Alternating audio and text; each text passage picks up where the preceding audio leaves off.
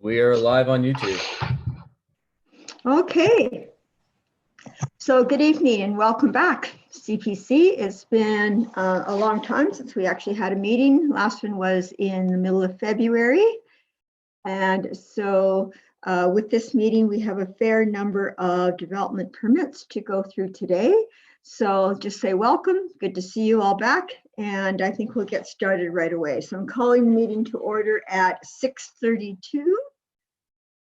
With respect to the next item is the agenda. Is there any amendments to the agenda?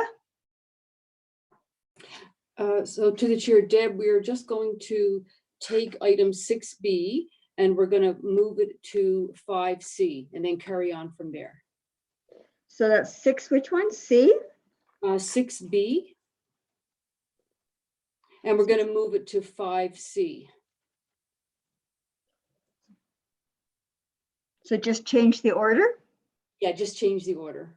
So Okay. we'll do 6B first. Okay, and can I have a motion to, is there any other amendments to the agenda?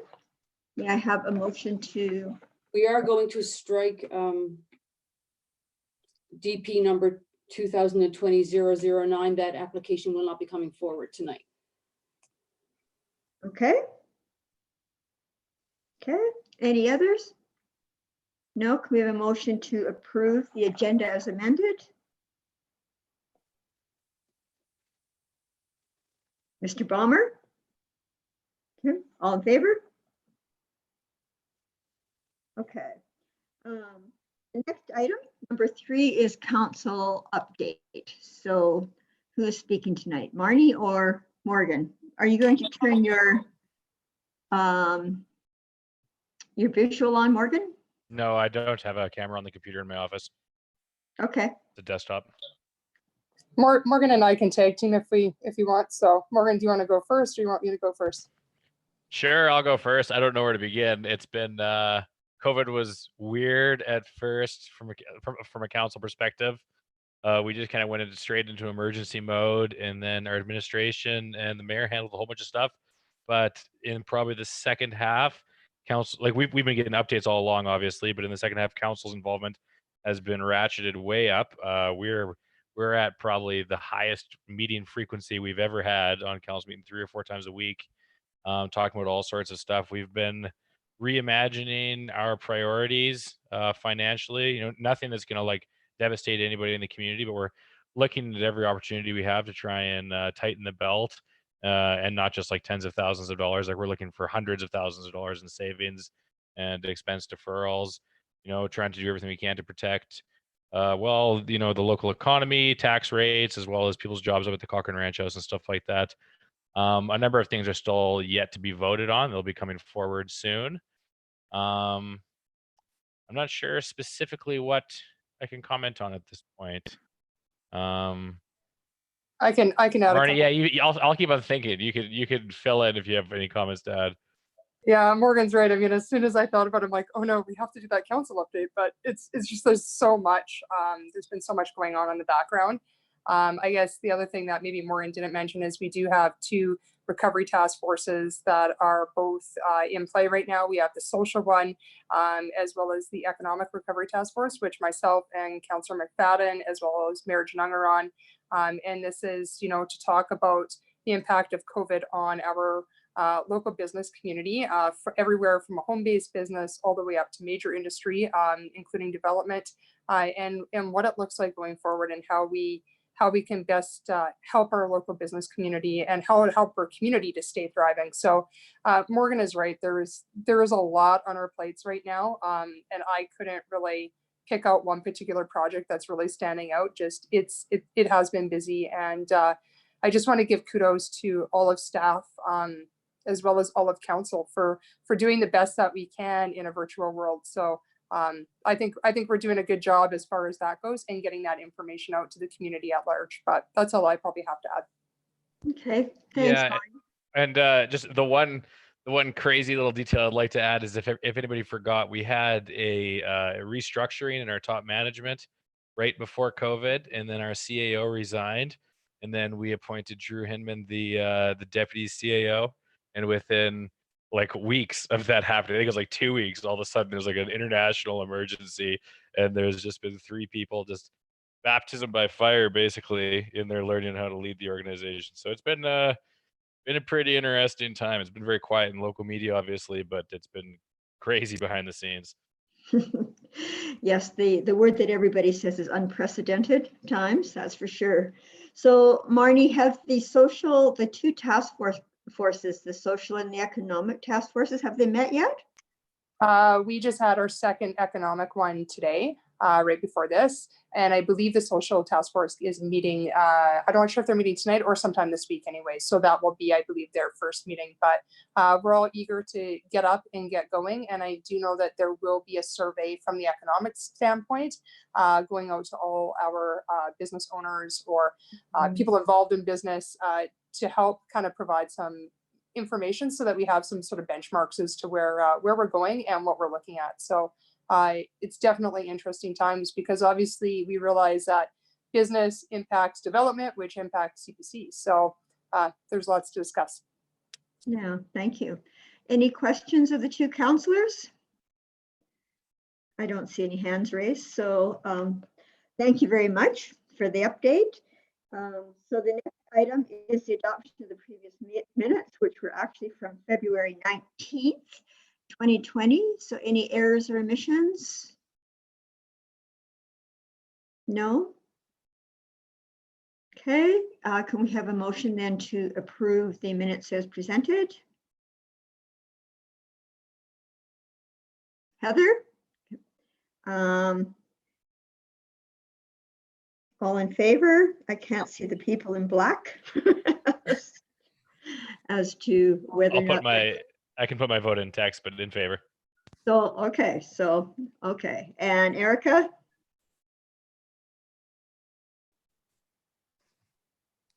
Erica? Sorry, technical issues. Technical issues? There we go. Are you in favor? Yes. Yes, okay. All right, so the next thing on the item is the development permits. So we have two development officers' reports, one for the month of February, and then the second one is covering up to the month of April 20th. So Ryan, can we have your report, please? Yes, for sure, Chair.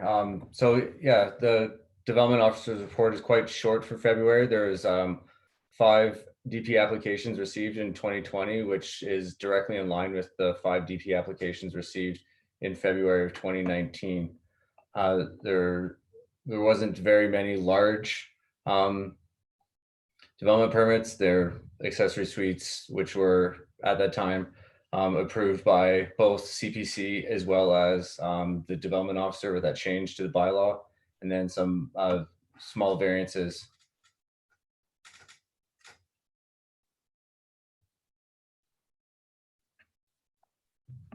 Okay. Any questions of Mr. Stewart for the February development officer's report? No? Okay. So can I move to accept that report as presented? Erica? Okay. All in favor? Okay. Thank you. And then Favor. for the April? Carried.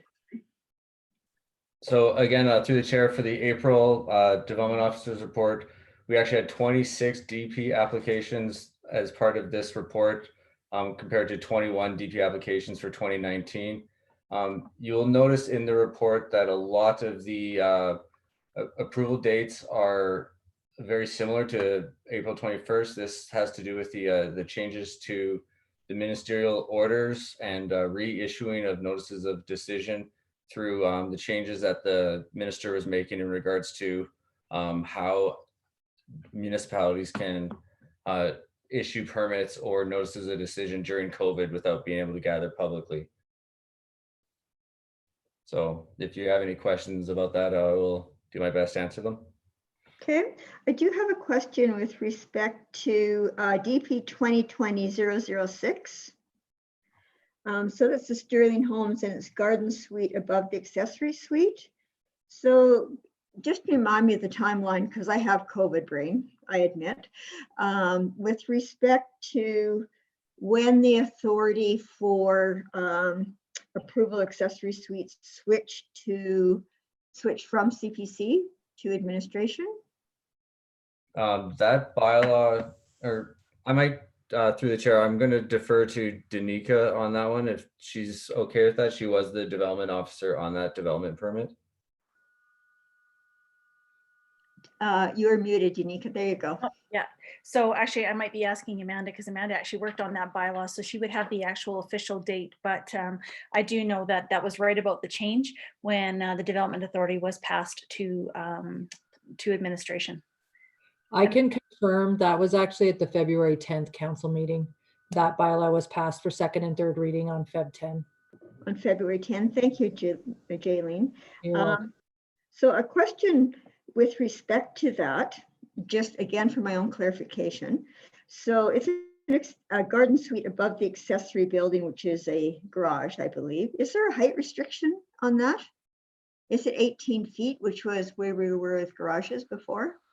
So I can answer that. So a garden suite above an accessory building shall be the maximum height or the lesser of 7.0 meters or the height of the principal building.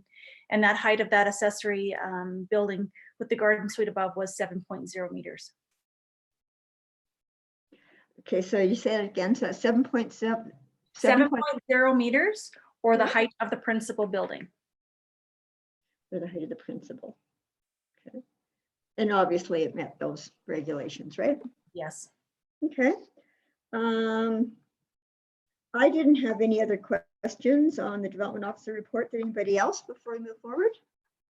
I have a question, Deb. Okay, Mr. Ballmer?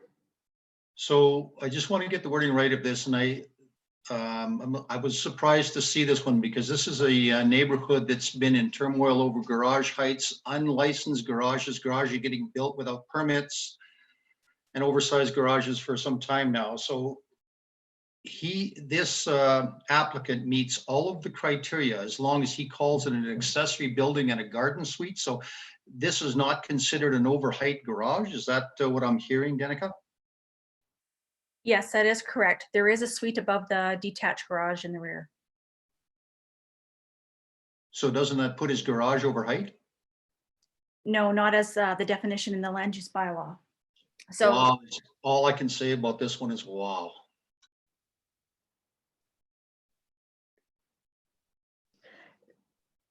So, Mr. Ballmer, are you looking for some clarification as to what would differentiate it between, and I don't want to put words in your mouth, but between an oversized garage and this building? Madam Chair, we're not going to clear this one up online live right now, but fellas, so let me ask just a couple more questions.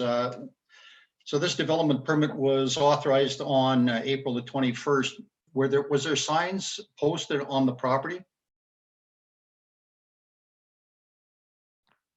yes, there were signs posted on the property, and actually I had got notification a couple of times that the signs were blown off the stake, and at both those times new signs were posted back on the property. So yes, we made sure that the signs were posted, and when there was word that it had blown off, because there's not, that area only has a few houses, especially on that street. So there was notification posted back on again. And it was posted in the paper? It was posted in the paper, and actually that was a development permit that was actually affected by the ministerial order. So it was actually the notice of decision was actually redone again. So there was actually 2 opportunities for somebody to appeal that development. As long as they saw it, there was 2 opportunities in case they didn't look when the wind had blown the signs down. So we'll just cover this one offline. Ryan, I am going to contact you, and we need to get some clarification. We've been around this one before. So this in my book is called a overheight garage, and we've been there several times on overheight garages. But as long as he calls it a accessory suite over an accessory building, it's not. We're playing with words, but I'm not going to tie up everybody's time on this one. We'll continue. Thanks for your time. Okay. Okay, so thank you. Can I have a motion to approve the development officer's report as presented?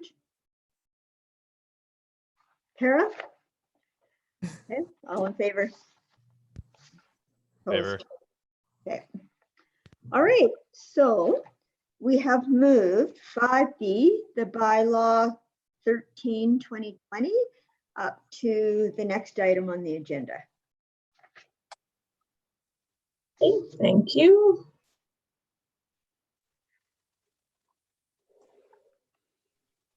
So I just need the host to allow me to share my screen. Okay.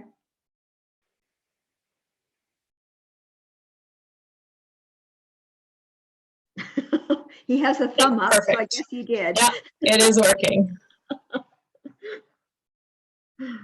Okay.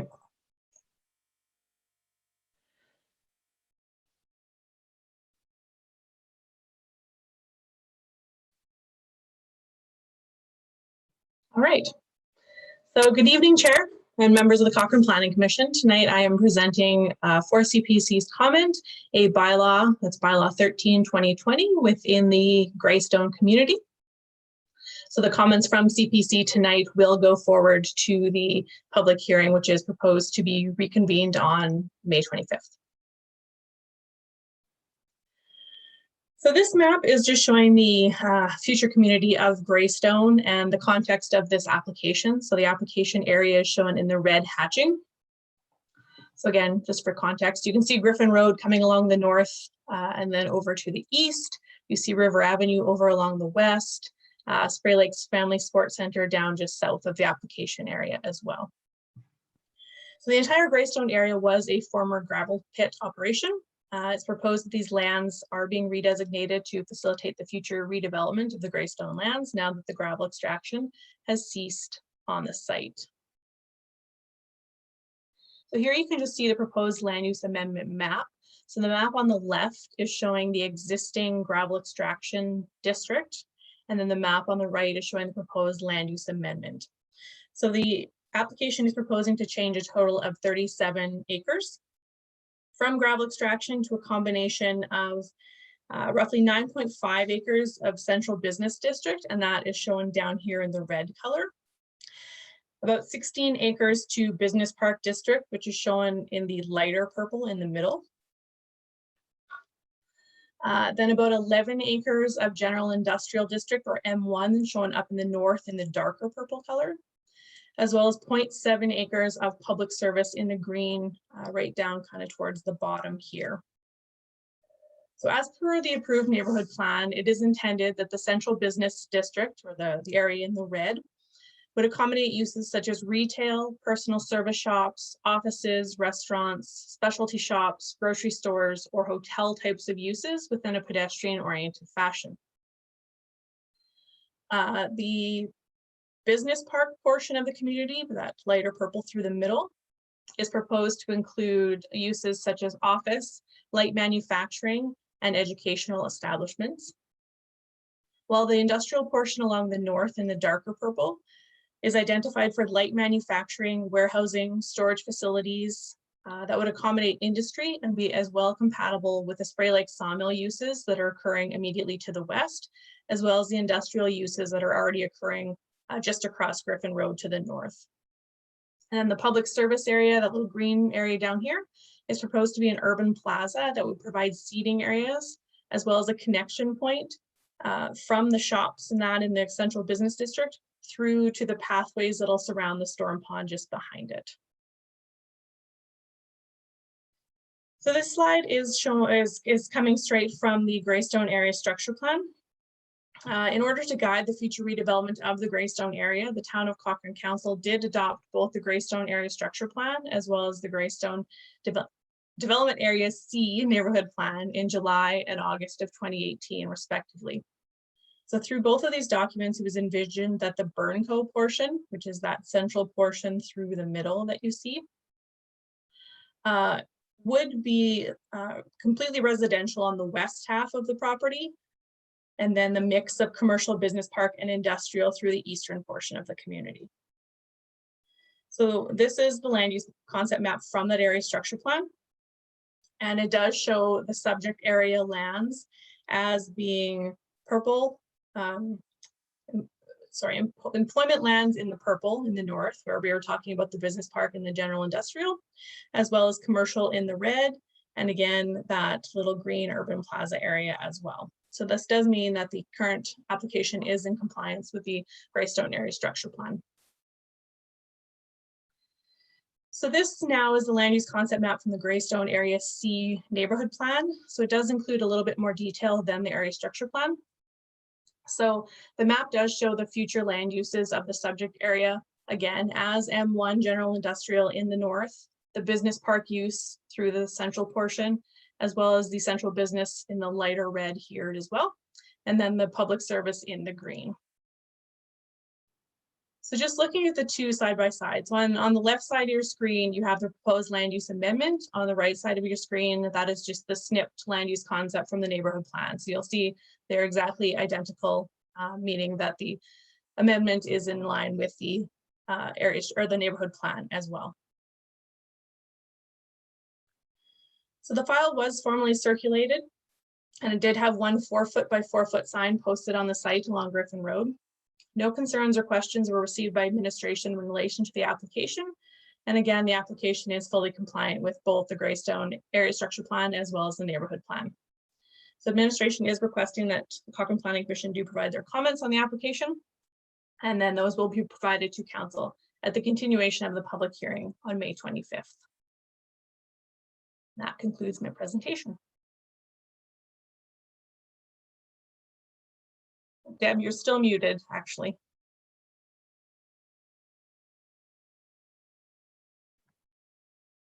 I thought that I had unmuted myself. Thank you very much, Ms. Bannock, for your presentation. Okay, and so should we have round table with respect to our comments and as we move forward, to collate our comments to council? Do you want to, there we go.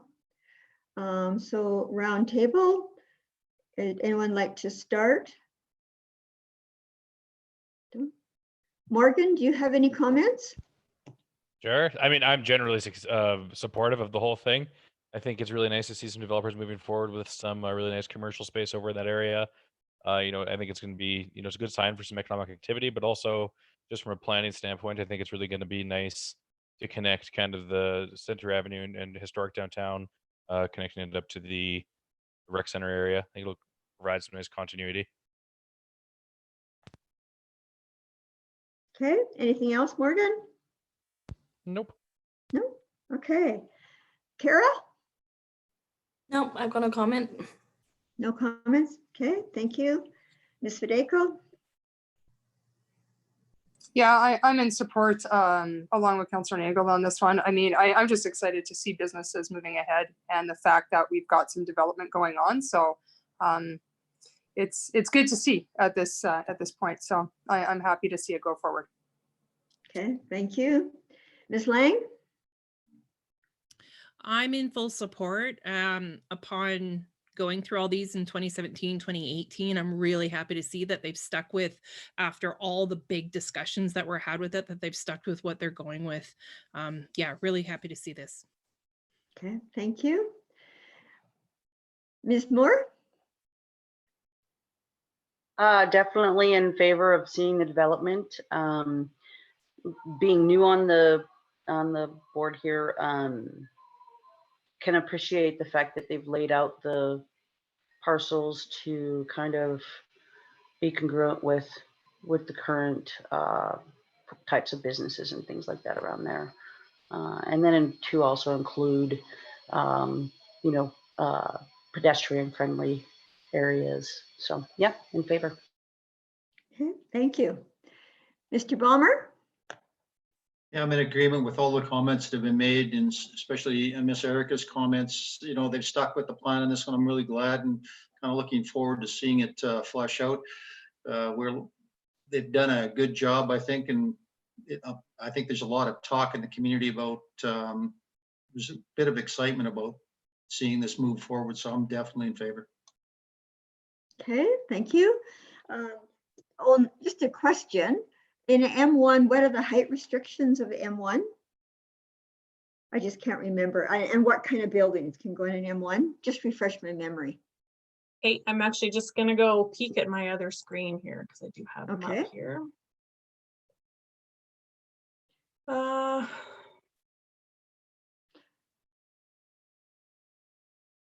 So what I heard you say would be similar as to the buildings that are on the other side of the street, on the other side of Griffin? Yeah, so the uses would Without be M1? similar.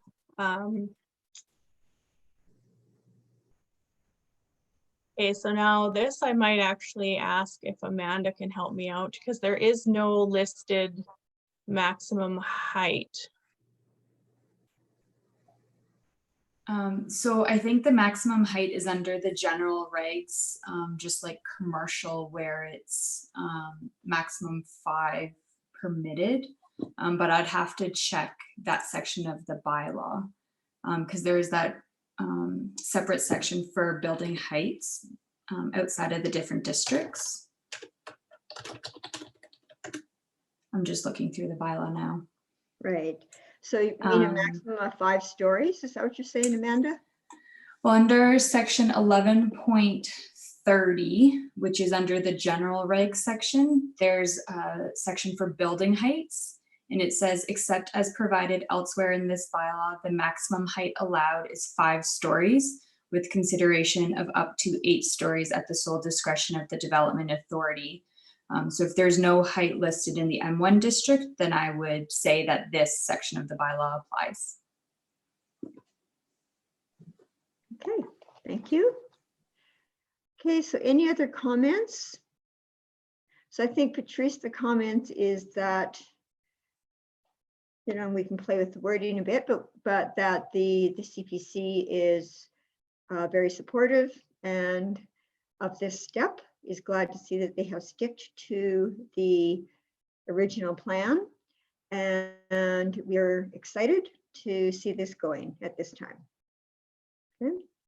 Does that, okay? I got 1 thumbs up, so I guess That's good. Oh, 2. I got 2 thumbs up. Good. Okay. All right. So did you capture that, Patrice? Yes, I did. Yes. Perfect. Okay, so the next item is development permit EP 2019152, which is for backlit signage in Sunset.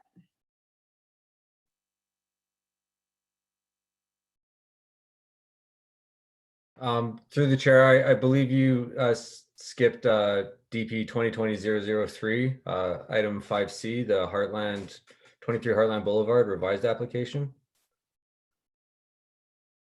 Oh, okay. I guess I did. So, I had my arrow in the wrong place. So I'll go to DP 2020-003, 23 Heartland Boulevard revised application.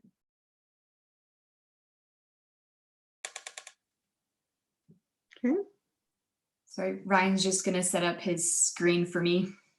Okay, perfect.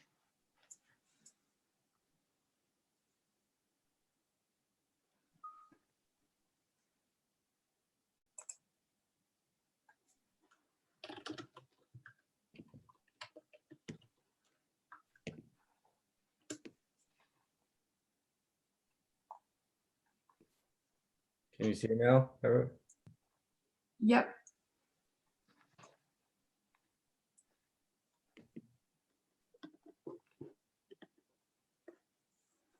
Thanks, Ryan.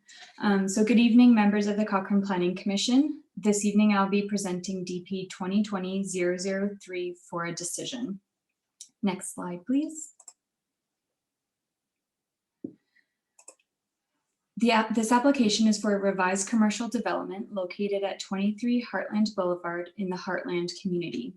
The subject property is adjacent to Highway 1A and is highlighted in yellow on the screen. Next slide.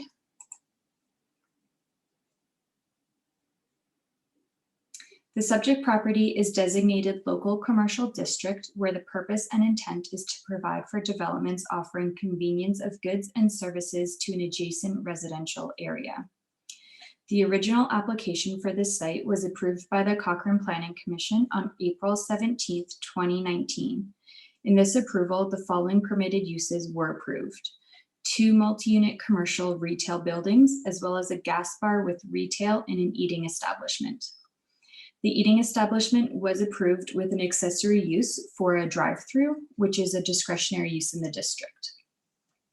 Through this revised application, the applicant is proposing a change of use for building C to childcare services, which is a discretionary use in this district. Next slide, please. This is the site plan approved last year under DP 2018-181. This site plan illustrates the original approval, which comprises of 2 buildings with several commercial bays, which is building B and C, as well as a 3rd building, building A, for a gas bar, retail, and eating establishment with the drive-through. The site has been under construction since its original approval. As a result, building A and B have been constructed. Next slide. This is the site plan proposed through the application before you this evening. The areas outlined in red depict the proposed changes through the application. The proposed changes to the north of the site by the gas bar and Highway 1A include the widening of the drive-through lane to meet Tim Hortons standards and improve maneuverability of vehicles. The width of the drive-through lane was increased from 4 meters to 4.23 meters at the entrance and 4.46 meters at the exit. The canopy for the gas bar was moved less than 1 meter to the south to accommodate turning radius for delivery trucks. The retaining wall on the north side of the site was moved 1 meter to the north, and 1 parking stall was removed from the northeast corner to accommodate the tank vent rack and air compressor. The proposed changes to the south portion of the site are due to the proposed change of use from multi-unit retail to childcare services. A provincial requirement for childcare service is an outdoor play area. To accommodate the play area, the applicant is proposing changing the site plan by removing 6 parking stalls. The applicant has also designated 3 parking stalls by the entrance of Building C as pickup and drop-off stalls for the proposed daycare, which is a requirement of the land use bylaw. Next slide. This was the originally approved elevation for Building C. As per section 19.1.2 of the land use bylaw, all commercial developments shall comply with the Western Heritage Design Guidelines. In accordance with the municipal development plan and the Heartland Area Structure Plan, the buildings have also been designed to coordinate with each other throughout the commercial site for cohesive design. Design elements that have been incorporated into Building B and C include the roofline, cornicing, brackets, building lighting, mullions in the windows, and a mix of horizontal and vertical features. Next slide. This is the new elevation to accommodate the proposed change of use. This is for Building C.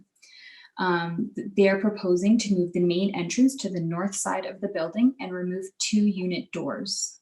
The far south door will remain and act as the entrance to the outdoor play area.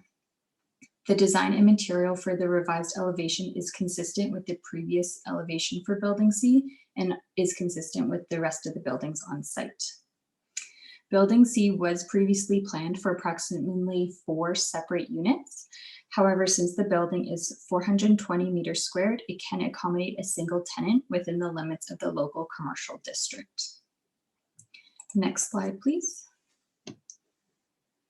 The whole commercial development meets the following regulations in the land use bylaw: the lot area and width, building setbacks, gross floor area, number of lot accesses, building heights, screening and garbage storage, the number of parking stalls, and the number of parking stalls assigned for the purpose of pickup and drop off to accommodate the childcare service use. However, the original application received 14.3% variance to the total number of trees on site based on the inclusion of the boulevards into the landscaping calculation and not being able to plant within the boulevards due to utility right-of-ways that surround the site. This variance is still in place, but is not worsened by the requested changes. Next slide. As mentioned, DP 2020-003 is proposing site changes to the previously approval under DP 2018-181. As this is a revised application, if approved, it will replace the original approval. However, if refused, the applicant will be required to develop the property in accordance with the approved plans under DP 2018-181. Under the revised application, the applicant is proposing minor changes to the north portion of the site, as well as a change of use to building C, which resulted in changes to the parking area. The changes to the north of the property are minor and are proposed due to restrictions of the land and to ensure safe vehicle maneuvering. The changes to the south of the property include the removal of 6 parking stalls. However, the site as a whole still exceeds the minimum parking requirement in the land use bylaw. The development requires a minimum of 84 parking stalls and 88 are proposed on site. Next slide. Since the proposed revisions meet the regulations in the land use bylaw, administration is recommending option 1 in the report, that the Cochrane Planning Commission approve the application with the noted conditions of approval in the report. Next slide. And that concludes my presentation, and I'm happy to answer any questions that you may have.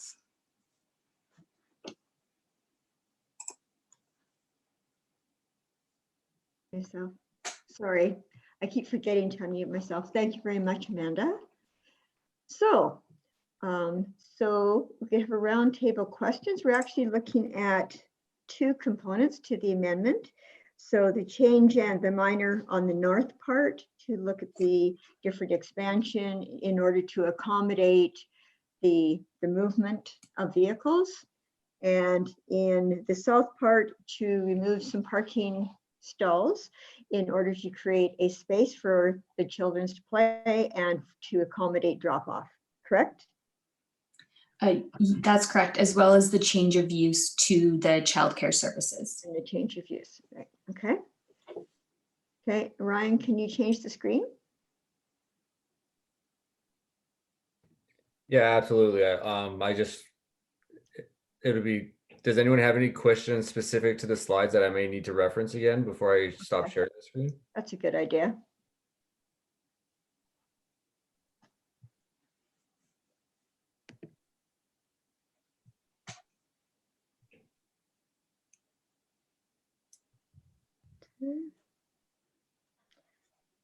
See, I don't see anybody posing questions or comments.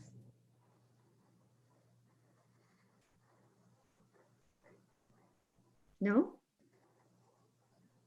Okay. If there is no discussion, questions or comments, then I'm going to assume that we are prepared to move the adoption of the amendment as presented. Can someone please do so? Okay. Mr. Balmer, seconder, Ms. Fideko. All in favor? In favor. In favor, carried, and none opposed. Okay, thank you. Okay, and so now we will move to DP 2019152 for a backlit sign at 101 Sunset Drive.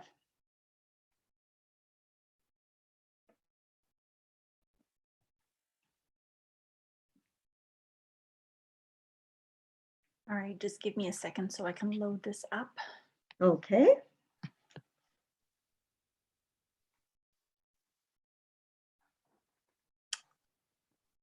Just trying to figure out where I share the screen here again.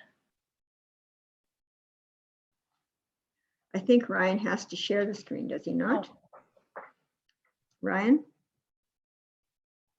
Danica, you should be able to share the screen if you just go to the bottom of your screen and kind of highlight that toolbar. There should be a share screen. Hold on a second here in the thing. Share screen, got it.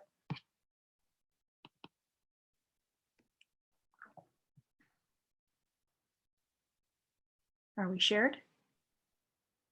Can you We are see? shared. Okay, excellent.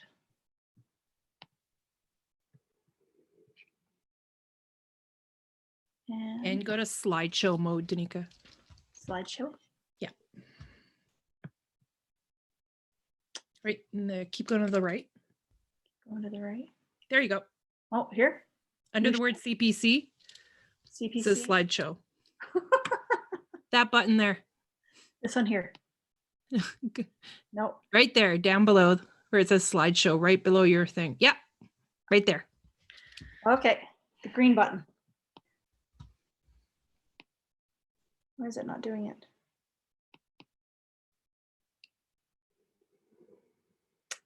Why am I having a slideshow? There we go. I'll get rid of that. All right, I think I'm ready to go. All right, so good evening, Madam Chair and members of the Planning Commission. Tonight I'll be presenting the report for DP 2019-152 for backlit signage. Planning has received an application to backlit the existing canopy sign above the gas pumps and propose a new freestanding sign at 1101 Sunset Drive, located in the shopping center district, where backlit signs are listed as a discretionary use. The purpose and intent of the shopping center district is to provide for a range of commercial, entertainment, and professional office development, along with eating establishments, retail, and office buildings.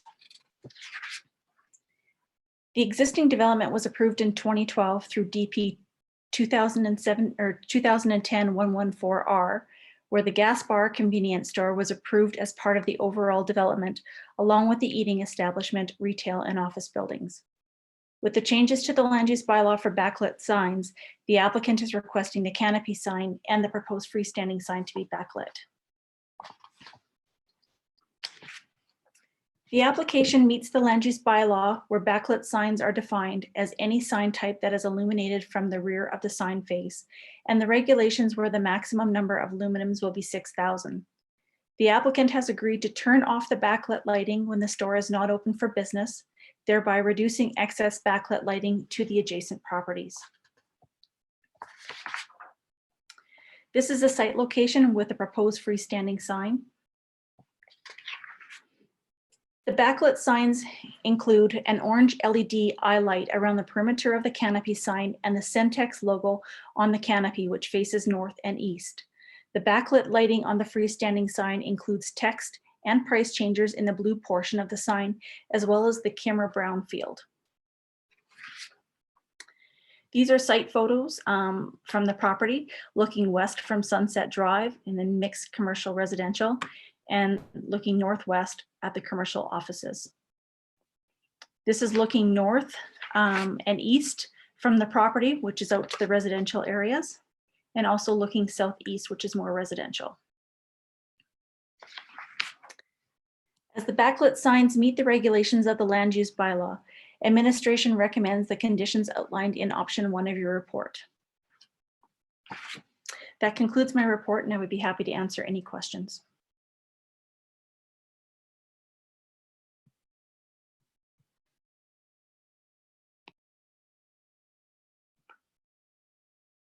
Deb, you have to unmute your mic. I will maybe just leave it on. Sorry. Thank you very much for your presentation. And do we have any discussion? Ms. Fideko? Yeah, you know, this one, I gotta say, you know, I'm usually a big, you know, a fairly good supporter of backlit signage. I just don't know in this case if I want to support this one. It is right in the heart of residential. I mean, look at those pictures. There are houses bordering on either side of every single picture that you shoot. And I don't know, just there was no backlit signage there before. People aren't going to pull up to the highway to come into Sunset Ridge per se if they don't know what's already there. People that obviously that live in our community are going to realize that the gas bar is there. So I just don't see the need for backlit signage in this area. I just think it's far too close to residential. And when I look at where we've approved the other ones, they're usually in places where it is not necessarily affecting residents to that same degree. So that's just my thoughts, but I won't put any motion on the floor until I hear what everybody else's thoughts are. Okay, thank you very much. Okay, anybody else?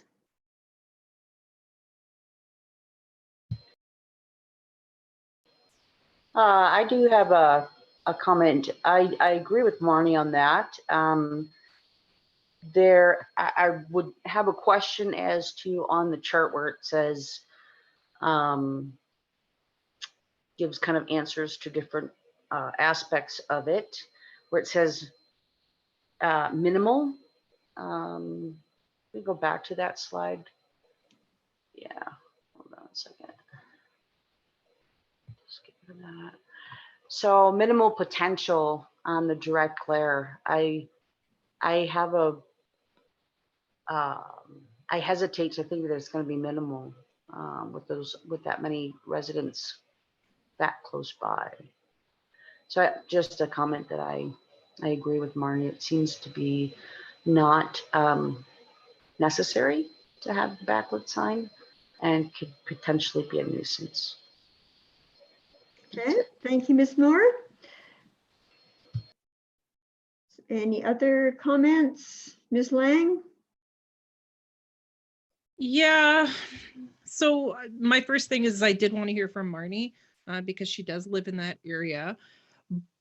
But in my mind, I still think that that lot period does have a lot of lighting already. So A, you can think of it two ways, is they have enough lighting, why do they need the backlight?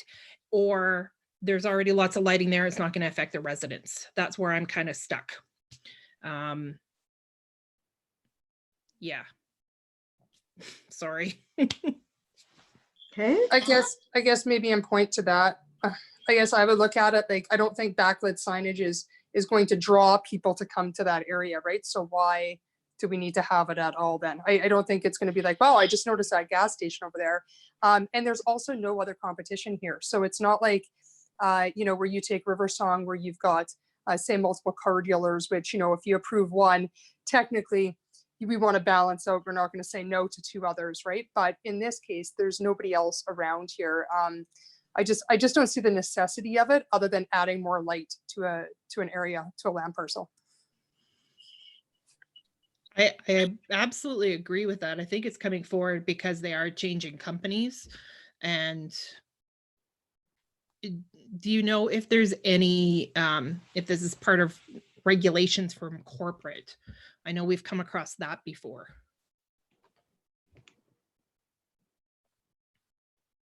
So is that a question for me? Yes, sorry. It would. Yes, it would be. I'm like, I'm looking at you. Can't you tell? I just wanted to confirm. Actually, I don't know that, but the application is for a freestanding sign as well. So one of the reasons why they wanted to have the freestanding sign on there is because people that are driving by do not know what the gas prices are for that location. So that was, it's a backlit lighting for the canopy sign, yes, because it changed companies. It's now Centex versus Gas Plus, but it was also the addition of the freestanding sign. So is there a possibility we could ask them as one of our recommendations if we choose option 2 or 3, or as I guess it'd be 3, is if we could say yes, the additional sign would be great so people know the prices, but it doesn't need to be backlit. I don't like complicating it that way, but just want to put that out for discussion with everyone. So a question I'd have, Ms. Cosby, on that. So if we did that, would the applicant also want the numbers as per the gas price to be backlit on the freestanding sign? I maybe didn't catch that piece. So yes, the freestanding sign is proposed to be backlit as well.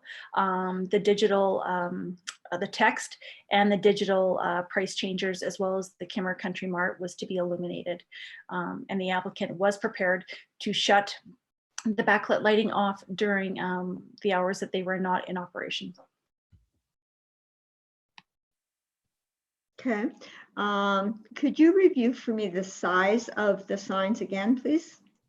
Because we've got the lumens here, so that's very good. and that they're going to sign it. What, how big are those signs?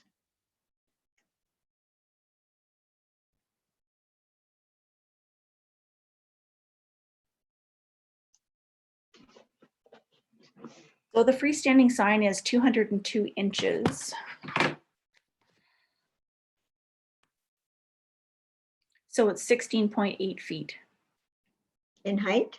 Yes. Which is 5 meters in height, 5.1 meters in height. And would that be below the height of the building? Oh, yes. Yes. Okay. Thank you. Any other comments, Mr. Balmer? Yeah, this one, I kind of agree with what's been said. This doesn't, we haven't really put a lot of backlit signage into residential areas, and this is surrounded by buildings. I don't see that they need to advertise a gas price to attract business, because I think, if I'm not mistaken, they're the only gas station in that whole area. I think there's a risk here that the backlit LED sign would be, it could be offensive to residents. There is a lot of light on this corner. I agree with what Erica said, that, you know, so you ask yourself, is this going to add to it? But it's a different source. It's backlit. I don't see a real need for this. That's my comment. Okay. Does anyone else have any other comments? I do. Okay. So yeah, I think that because of the particular location of this gas station, I don't think I would support this sign. There might be more discrete options for them to display their pricing and stuff. Like, you know, some gas stations put it up on the, I don't know what you'd call that roof thing that goes over top of gas. You call it a porch. I don't know. You know you know what I'm talking about? This structure over top of the actual pumps.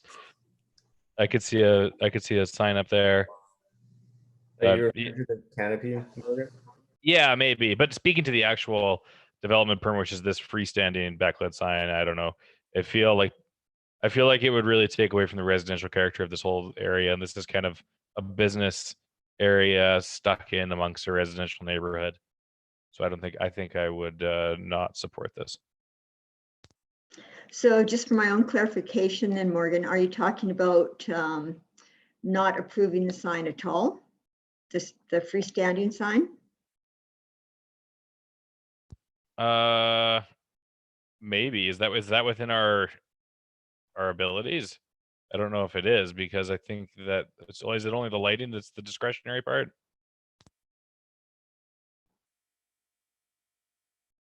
That would be a question for administration, I guess. Yes.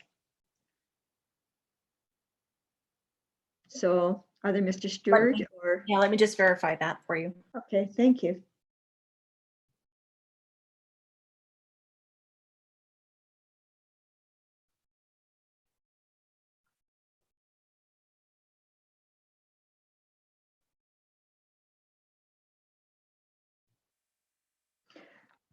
So I guess the question would be, is there a development permit for the freestanding sign, whether it is backlit or not? Is there an approved development permit for that?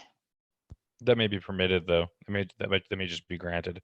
Could be. Yeah, so freestanding signs in the commercial district of this district is a permitted use. So they would be able to apply for a freestanding sign.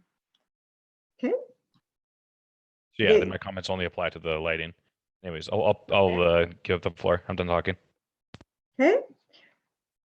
Anyone else want to have any comments with respect to the backlit signage?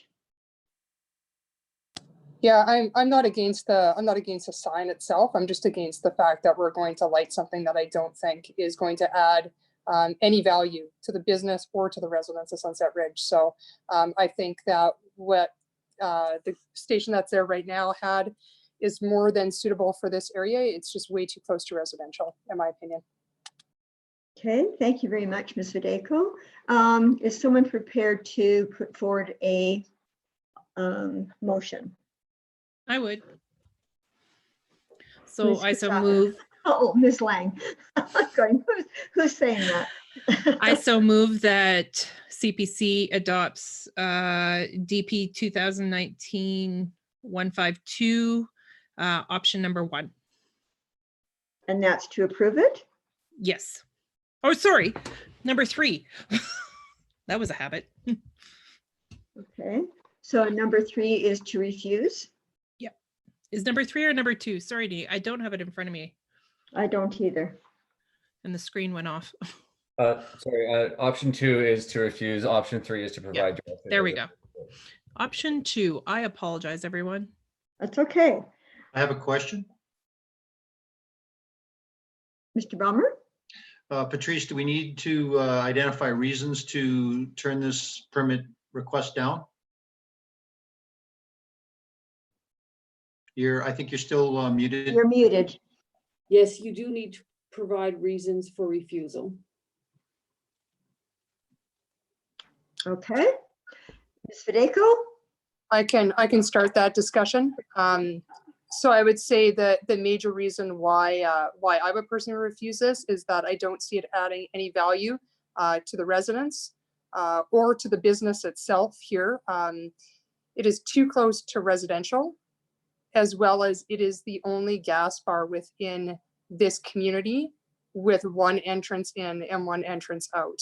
I don't see any value in adding it to it and adding backlit signage to an area that I think is only going to frustrate residents and not bring in any extra business. You cannot see that sign from the highway as you're approaching Sunset Ridge.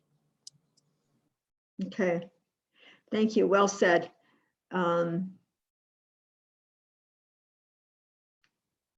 Patrice, did you get that? No, that was quite a bit of verbiage. I mean, for me to put into a motion. So if you could just take a moment to write out the motion and read it Okay. back to the entire committee to hear, and then Okay. everybody see if they agree on it. Okay, Ms. Fideko, can you do that? Sure, you want me to type it out? Yes, please. Okay, hang on, give me 1 second. Okay.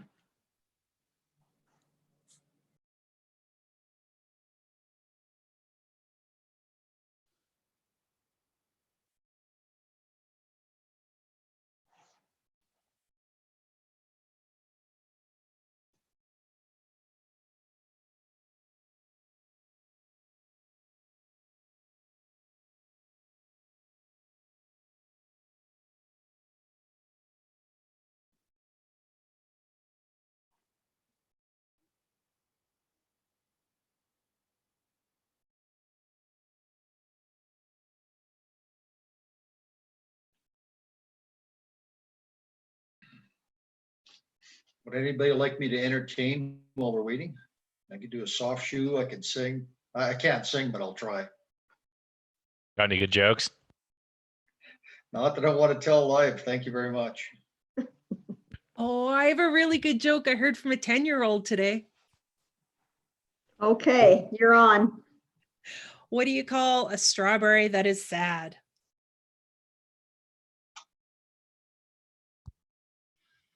A blueberry. Oh. I'll use that one with my grandkids tomorrow. Thank you.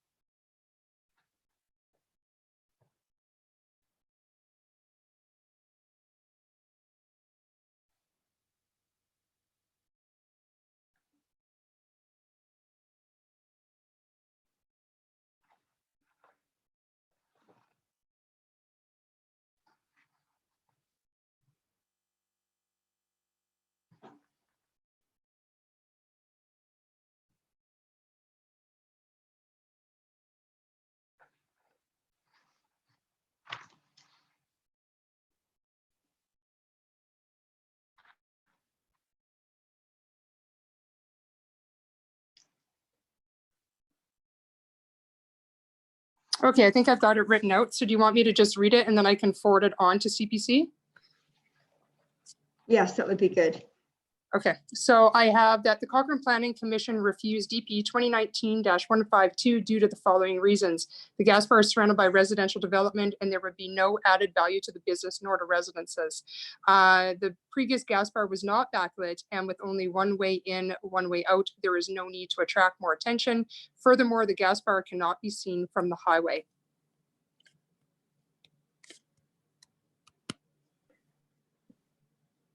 That sounds good. Agreed? I was just wondering, do we need to add a comment and it's well seen from, is it Sunset Boulevard? The main, you can see it quite clearly. Well, you have to drive right by it, right? So there's only Drive one way in, one way out. You drive right in front of it. Okay, I think that's great. Everybody else? Okay, good. So you'll send that to CPC and to Patrice, please. You bet. I'll forward that on right now. Thank you. And to the chair, is it carried unanimously? Yes, there is a motion on the floor. Yes. All in favor? In favor. Opposed? Yes, carried unanimously. Thank you. Thank you.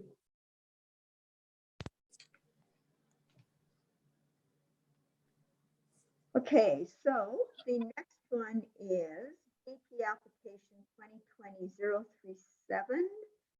for another backlit sign on 232 River Avenue.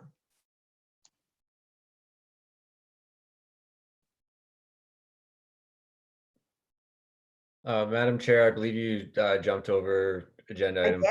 5.3. Who did I jump over now? Item 5.3.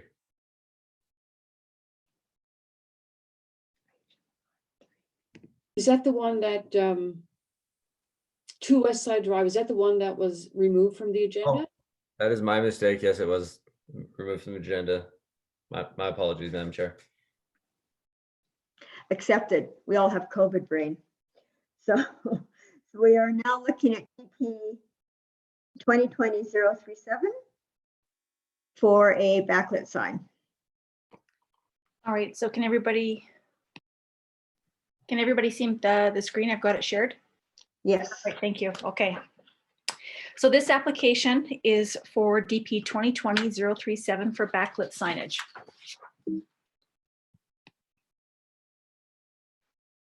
Planning has received an application to backlit the existing fascia signs at 232 River Avenue, located in the general industrial district where backlit signs are listed as a discretionary use. The purpose and intent of the general industrial district is to provide for a range of industrial uses engaged in manufacturing, assembling, and service activities, which may require an outdoor storage component necessary to the operation of the business. Additional uses that provide support to industrial uses may be appropriate. Backlit signs are defined as any sign type that is illuminated from the rear of the sign face. The proposed signs meet the definition for backlit signs. The application meets the LUB regulations for the maximum number of lumens produced, and that they shall be reduced by 50% between the hours of 2200 and 0600. There are no other illuminated signs on the building, and no issues are anticipated regarding glare or light projecting outwards. These are the elevation drawings on the west and the east side of the building that show the existing fascia signs. This photo shows the properties to the west of 232 River Avenue. And this photo shows the properties to the east behind 232 River Avenue. As the backlit fascia signs meet the regulations of the land use bylaw, administration recommends that the conditions outlined in your report, outlined in option 1 of your report, be recommended. Okay, thank you very much, Ms. Kelsey. Thank you very much. Okay, any discussion with respect to this development application? I have a point. Mr. Balmer? So this one's quite different in my mind from the one that we just listened to or looked at, in that it is a business section of town. I can see where the signage would add value. There's very little residents around there that'll be affected. There's no immediate glare. So I would move option 1, that we approve the application, and I don't remember the number, somebody help me out here. Oh, 152. DP 2020-037. Thank you. Okay, so we have a motion on the floor to approve. Any discussion?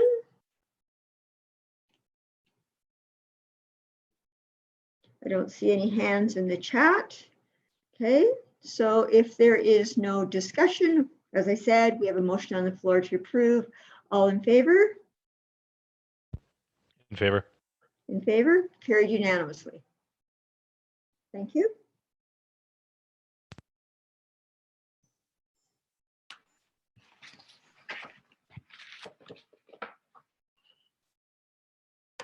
Okay, so moving right along, we're at DP 2020-005 for a change of use.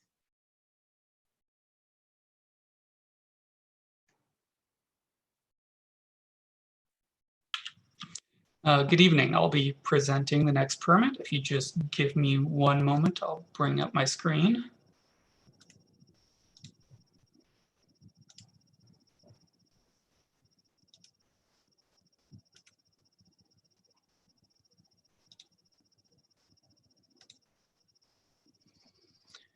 Okay, so good evening. I'm presenting DP 2020-005. This is for a change of use. The applicant is proposing to change the use of the main floor of 620 2nd Street West from a personal service shop to a veterinary clinic minor. The second story will remain as a separate dwelling unit as it currently stands. So the business being proposed is not a traditional veterinary clinic. It is actually going to be a dog rescue. So the main floor will be used to rehabilitate while offering temporary housing until the animals can be transferred to a foster home. So the site is located at 620 2nd Street West. This is a section of land just north of Highway 1A and north of our central business district in the historic downtown. It is already zoned CB for the central business district, as well as it is currently on our Heritage Register A for its architectural and cultural history.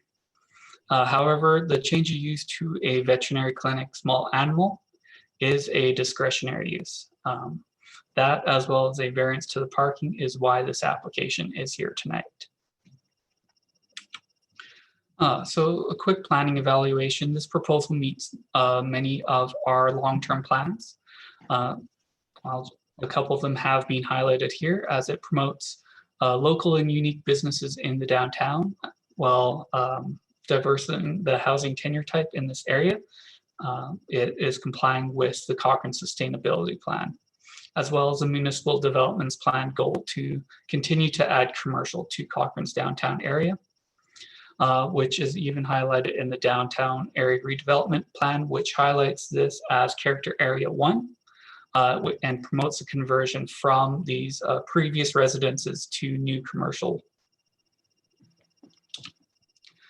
So this is a site plan proposed, and it's showing the 3 parking spots that will be on site. So the 3 parking stalls are provided to meet their required parking. So 2 stalls are required for the clinic itself, as well as 1 stall is required for the dwelling. These stalls are 2.6 meters by 5.5 meters, and a variance will be required for the size of these stalls, both in width and in length. So on the site plan, there were 2 existing stalls that were encroaching into the road right away, which have been removed, as they would interfere with the proposed realignment of Highway 1A and 4th Avenue North. Additionally, there is limited opportunity for other parking on the site due to its layout. It doesn't have access to a rear lane and the heritage designation of the building, which means it is hard to develop around.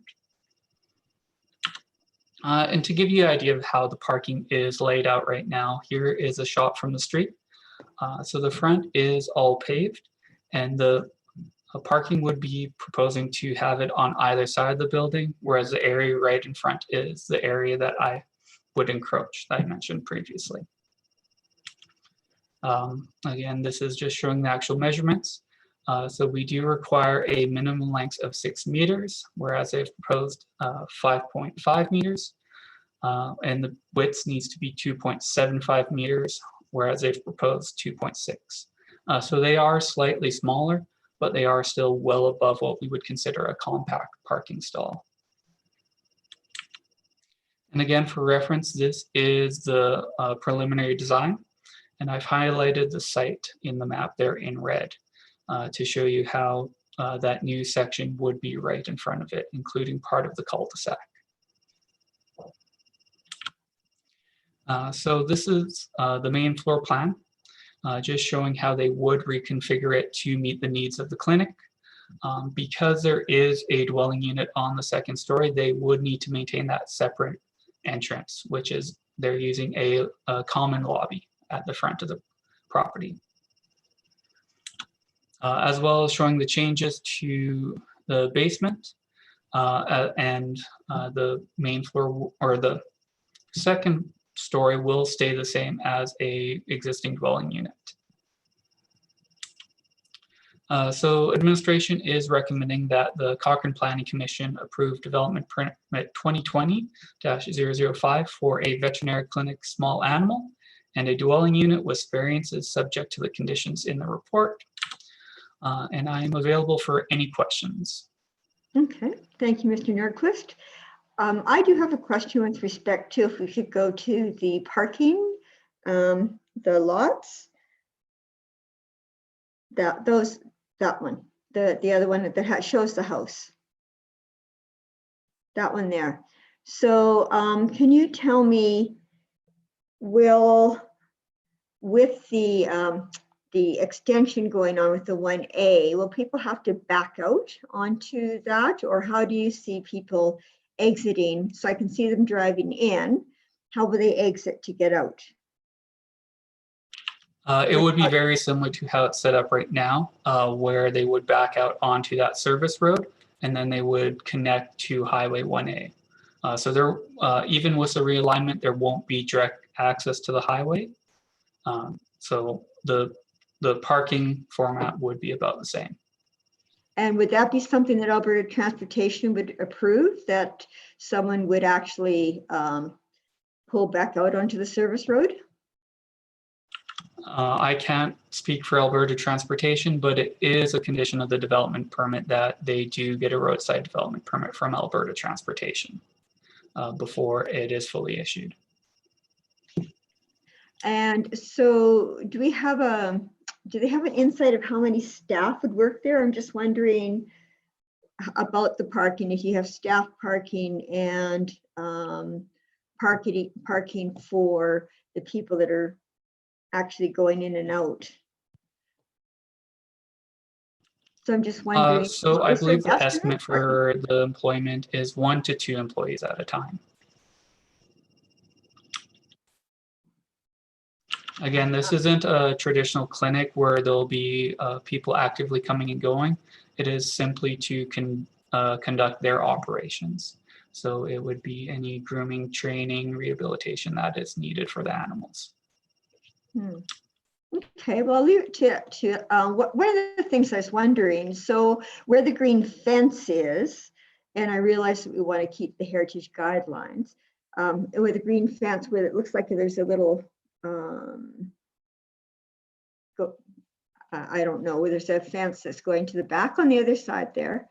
Would there be any opportunity to perhaps put a tandem parking spot that would be able to accommodate staff?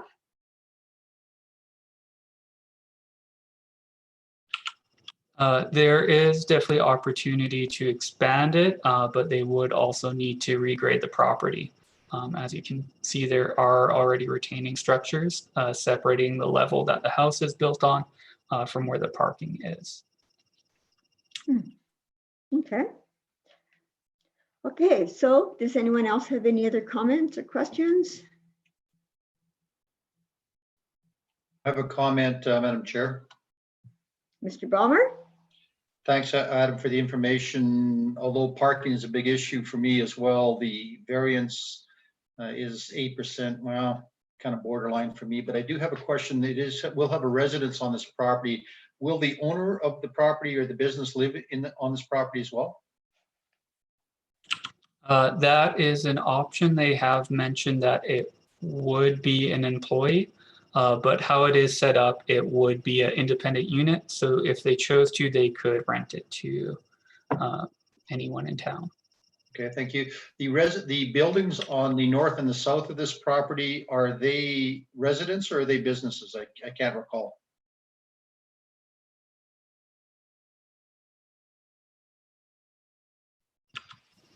I believe they have all been converted to businesses.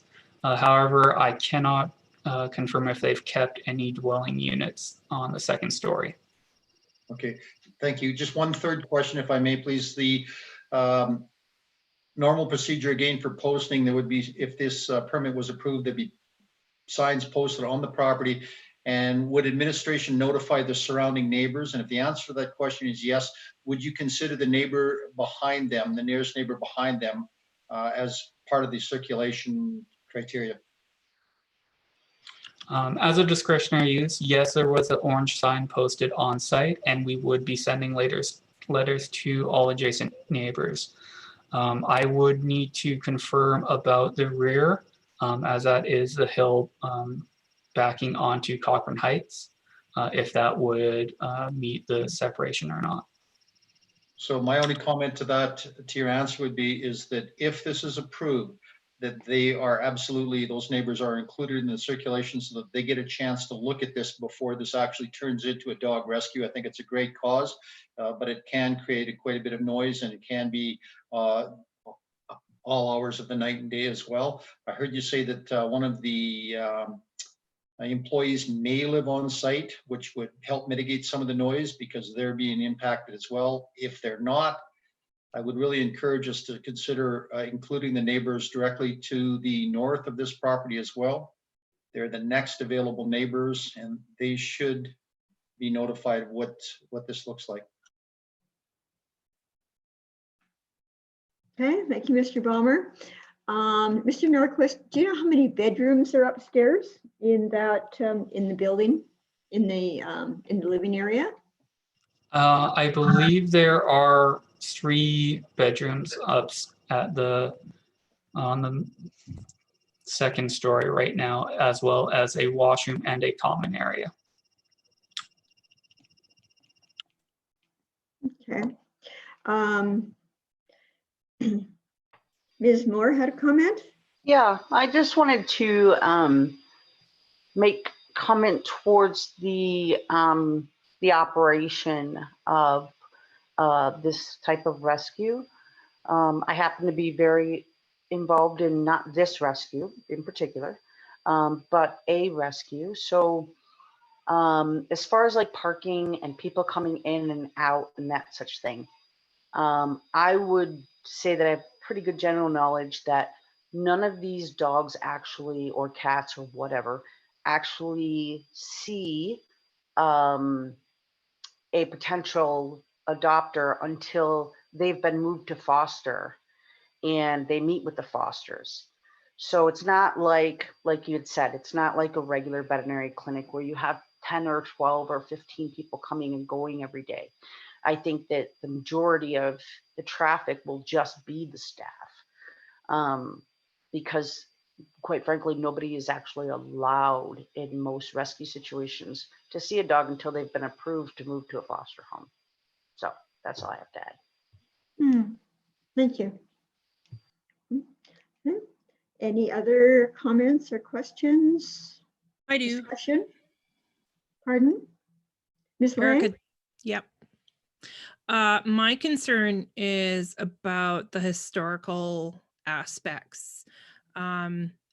Norquist, do you know of any guidelines that they have to follow with the changing of that main floor to keep, like, is the historical architectural guidelines only for the outside, or is it for the inside too? Because the inside has, you know, beautiful original floors and things like that. For the most part, we only identify which sites are important on our register right now. We don't have necessarily well-developed guidance.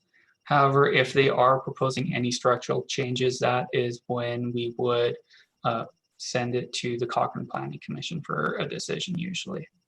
However, there are some general Canadian and provincial guidelines about the proper methods of preserving the material. So that's not one of the conditions for this place? No, as they weren't proposing any major structural changes, they're just moving a couple walls around in the inside. They wouldn't be required to meet that. And to my knowledge, most of the architectural features that are historically important are on the exterior of this building, or at least that we have identified in our register.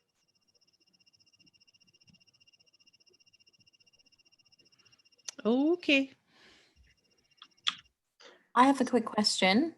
Yes. Is the property already fenced, and will these will there be animals in the rear yard? Next door to this property is a daycare, and I just wonder if there would need to be additional fencing between the daycare and the animals in the yard.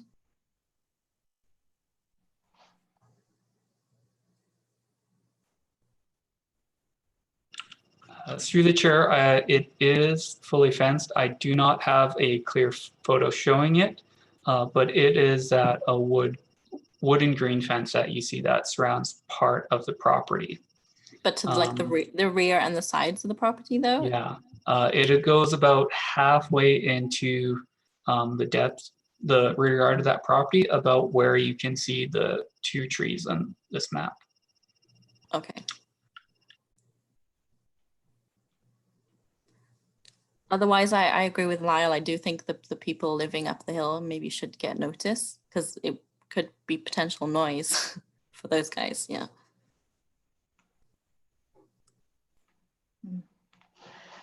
So, Mr. Norquist, so as far as you know, that's not been deemed a hysterical building, or historical. I'm hysterical. The historical building. The building is on our historical register. And this is where I guess I should differentiate what our register is versus a historical building. A historical building is a building where we have designated through a bylaw its historical importance, as well as outlining any restrictions to the development of it.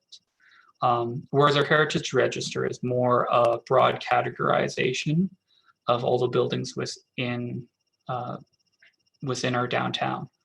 So it identifies features that we may deem important, but we usually leave it until they come in for development to determine if it's what needs to be maintained, what is important to keep.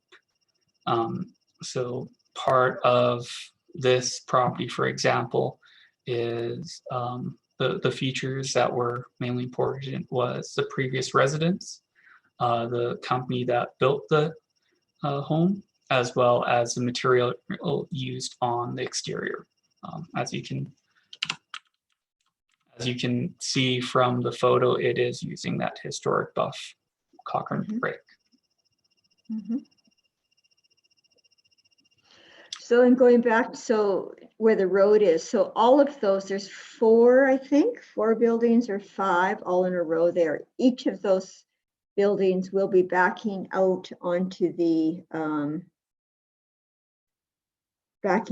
street there. All of them, everybody will be backing out onto that, right? Yeah, so all the existing properties on 2nd Avenue or 2nd Street West will be connected to that service road shown on this map here, and then they will connect to an intersection to Highway 1A. Okay. Okay. So are there any other questions or comments? I have one quick question. Yes, Ms. Federico? Do we know how many dogs or animals or anything up on that line that they will be permitted to have on site at one time? I'm not sure if that was brought up, but is there some restrictions in numbers? Through the chair, we don't have any restrictions for numbers in place. It is only just the category of animal. So in the central business district, it is limited to small animals, which in this case, they have specified that it would be dogs. I believe they are only intending to have a maximum of, sorry, they did identify the kennels. So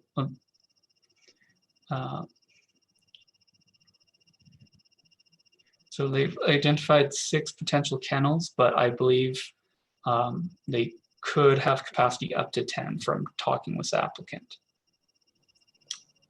I guess that would be my only one concern on changing, on this becoming the veterinary clinic small animal. And because it's discretionary, is that, you know, they could say that they're only going to have 6, they could say they have 10.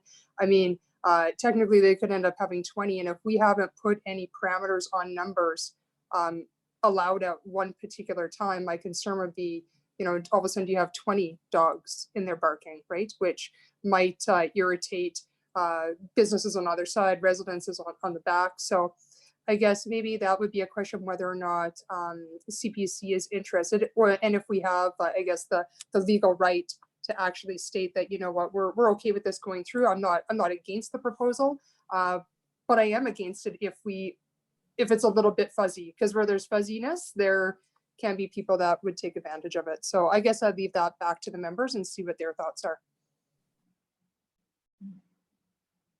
Okay, thank you. A question for clarification. So if it's restoration of dogs, so dogs that have come in, like, well, will they be doing possible surgeries and veterinary procedures on them there too? Medical procedures? No, I don't believe that is the case. When they're talking about rehabilitation, it would be both social and physical rehabilitation.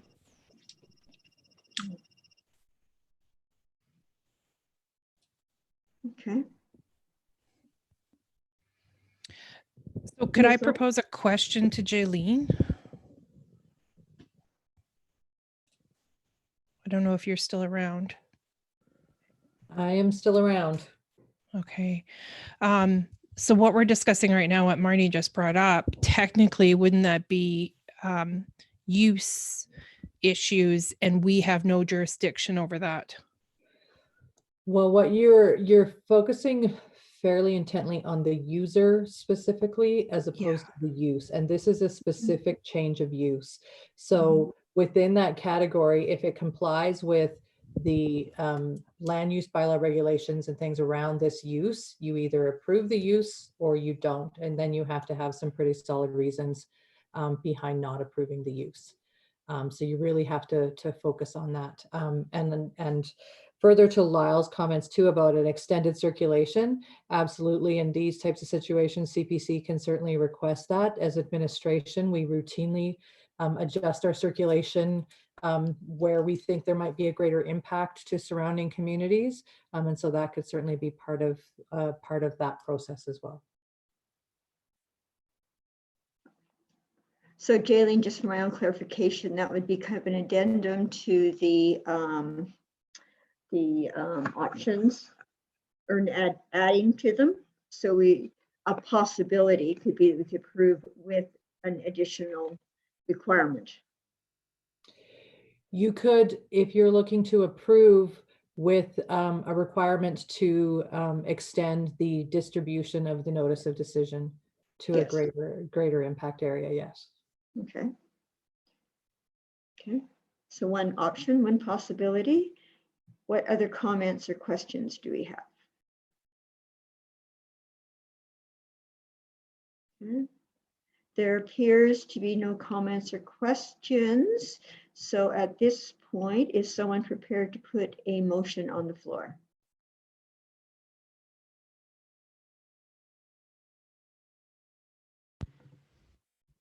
I would actually move the recommended action. I'm broadly supportive with it as it's been proposed. Okay, I didn't hear all of that, Morgan. So just so with the recommended action to extend the, what was the exact wording, Jaylene? Morgan's motion, from what I could hear at my end, was just to go with option 1 to approve it as it's presented to Planning Commission. Is that correct, Morgan? Yeah, that's how I feel about it. There's some other people, recommending things. I'm not hearing anything that I feel like necessarily needs to be changed. But if someone wants to propose an amendment, happy to discuss amendments as well. Okay, we would have to have we'd have to vote on this and have it turned down in order to change it. You could have a friendly amendment. If someone wants to request a friendly amendment, and Councillor Nagle would have to approve that friendly amendment. Otherwise, we vote on the amendment and then we vote on the original motion. May I make a friendly amendment or request for a friendly amendment? Okay, and make the amendment, Lyle, Mr. Baumer. What I would request is that we approve this permit application with increased circulation to include all properties, and somebody's gonna have to help me out here. We could say all properties adjacent, which would include those ones up the hill because they're the next properties, but that would include all of the residents, any residence that is in a circle around this property, that it would be the next available residence. That would be my request for the friendly amendment, Morgan. Sure, the amendment is received as a friendly amendment. I'm okay with that. Okay, any further discussion or comment on the motion and the friendly amendment to the motion? Okay, if there's no further discussion, we can take a vote on the approval of option 1 and with the amendment. All in favor? In favor. Carried unanimously. Okay, thank you, Ms. Nordquist.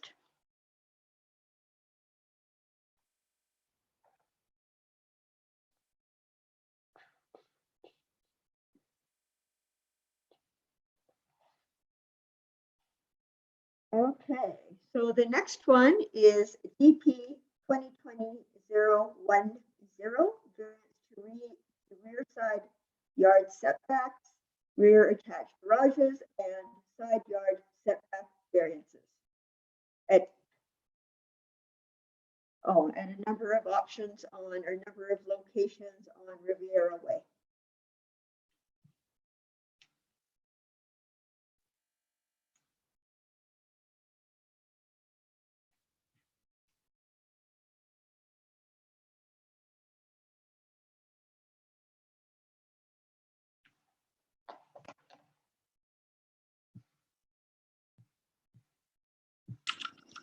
All right, hello again. So I'll be presenting DP 2020-010 for rear and side yard variances for rear attached garages.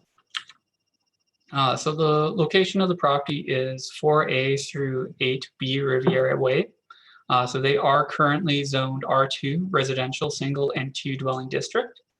They are shown highlighted in yellow on our map. And they are proposing semi-detached dwellings, which is a permitted use, as well as accessory buildings, garages as a discretionary use. All right, so this is the general design of this phase. It remains similar to other stages in this area. So it shows the location of these lots in relation to the rest of the parcels, as well as it shows the 10-meter lane behind them that they'll be using for their parking access. This also should be noted that there is a emergency access lane beside lot 4A, which will not actually be used for access by any of the residents unless there is a emergency. All right. So within Cochrane's land use bylaws, there is a heavy consideration that setbacks are there for amenity space. So normally we have a 4 or 6 meter front yard as well as a 7.5 meter rear yard. So what they are proposing with this variance is to combine that amenity space as well as attaching the rear lane garages to the principal dwelling. So the end result is you have a 13.5-meter long amenity space in the front yard with a single footprint and connection to the 10-meter lane in the rear. So the amenity space becomes a single area for the residents, as well as provides more opportunity for terraces as well as front streetscaping through landscaping. Part of the reason that they are proposing this is that there is a utility right of way for a water line that is running through the front of these properties, which does inhibit how they can develop them.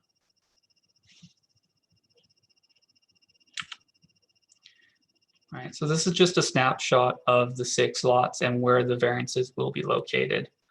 So moving from 4A, which is on the east side, to 8B on the west side there. You can see primarily the variances are in the rear yard, and this is for those attached garages. Where normally if they were detached, that rear yard setback would be less of an issue. As in the case that is attached, we treat it as part of the residence, and that's where we require that larger 7.5-meter setback that I mentioned before.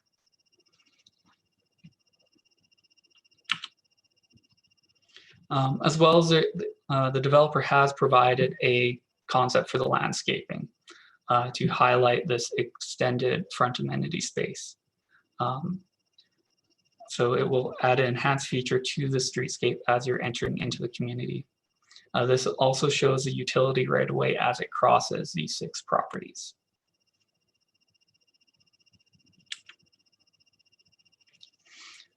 So in more detail, here is how these applications are meeting Value B regulations for an R2.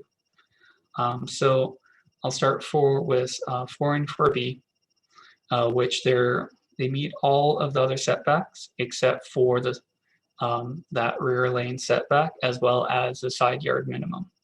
So this would be the side to the emergency lane. So they need a slight variance there just for that distance to the lane, as well as a significant variance to that rear yard minimum. Again, typically we're looking at 7.5 meters, and that would be from the back of the home to that rear lane, whereas they're proposing 2.25 meters and 1.2 meters. And you can think of this as that distance from the garage to the lane, which those measurements would be typical if it was a standard detached garage. Same with 6A, you're looking at that rear yard minimum needing a significant variance of 79%, as well as 81.5% for 6B. 8A and 8B are the units on the end by the street. Again, variances for that rear yard as well as for that side yard setback. Because it is a corner lot, it does require a 3-meter setback from that road. To fit these products on these lots, there is a slight variance for that side yard setback, but it wouldn't be beyond a typical side yard setback for any interior lot. So to kind of picture what this product will look like with that improved amenity space is that they will have extended terraces. So instead of having that traditional deck into your rear yard, they have these terraces shown in the renderings projecting into the front yard, as well as a adequate lawn leading up to the street and the front landscaping. So this is, so it provides a large amount of greenery for these units, as well as within the streetscape itself. So administration is recommending that the Cochrane Planning Commission approve development permit 2020-010 for the rear yard variances with attached rear attached garage and side yard setback variances for lots 3, 4, 5, 6, 7, 8, block 27, plan 1912121, subject to the conditions listed in the report. I am available for any questions.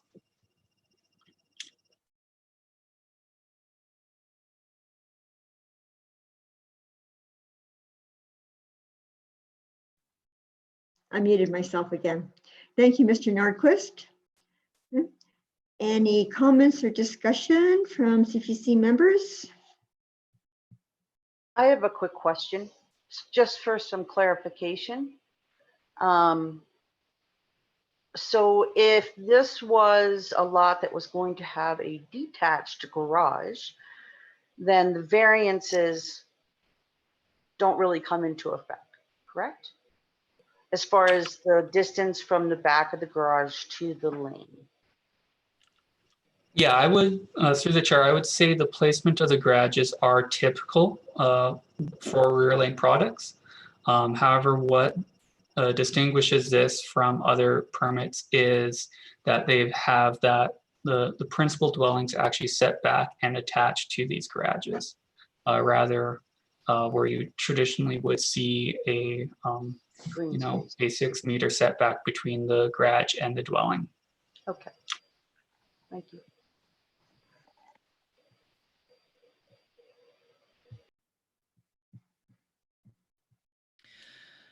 Other comments? Ms. Lang? Yeah. Hey, Mr. Norquist. Okay, so when we approved this development last year, and they showed us what the lots were going to look like, do we have any insight that this was going to have to be coming our way? Do you know what I mean? I cannot speak too strongly as I was not part of that application. However, you would have, I believe it would have been the land use concept that you would have seen, correct? Yeah, and I guess that use had to do with the electrical and things like that too. I'm just trying to remember back. I'm just concerned with the 1 out of the 3 having such a small yard is my only issue. But it's just another case in my head. I've got Lyle in my head, kind of be like, well, why did the developer design it this way? That's all.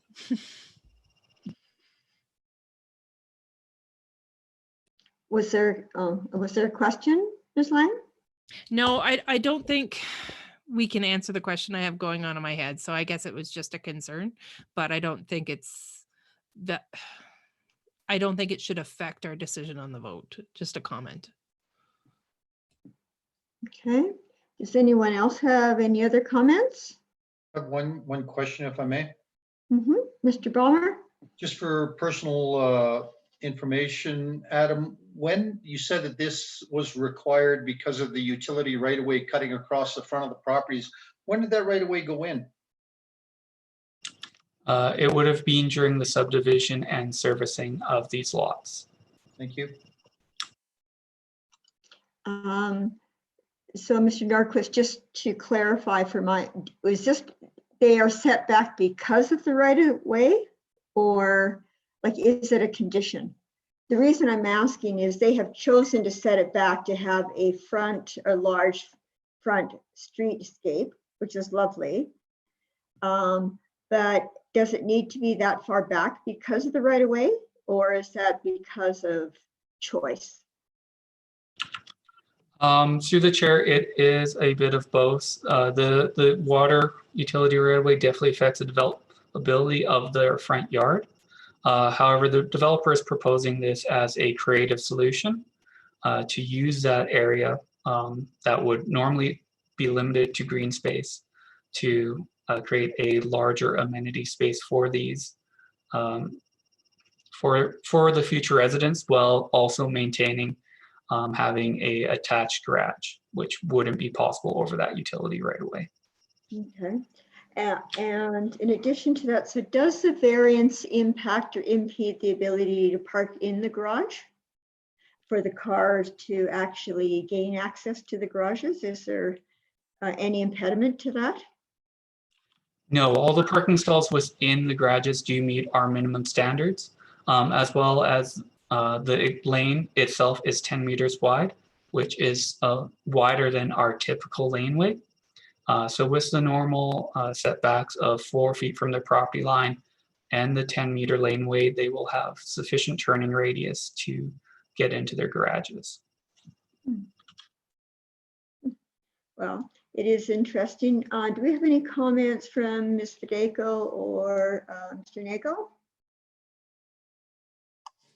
I don't have any at this time. Me neither. No? Okay, any other questions, comments, concerns? Okay, that being the case, are we prepared to put a motion on the floor? And who's prepared to do so?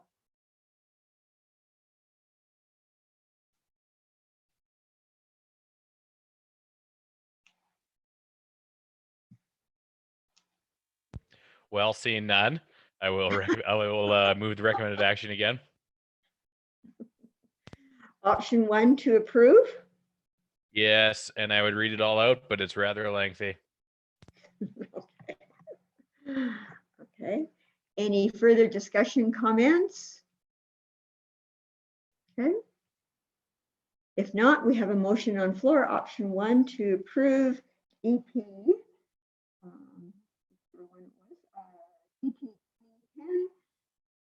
DP 2020-010. All in favor? In favor. And there's none opposed. Carried unanimously.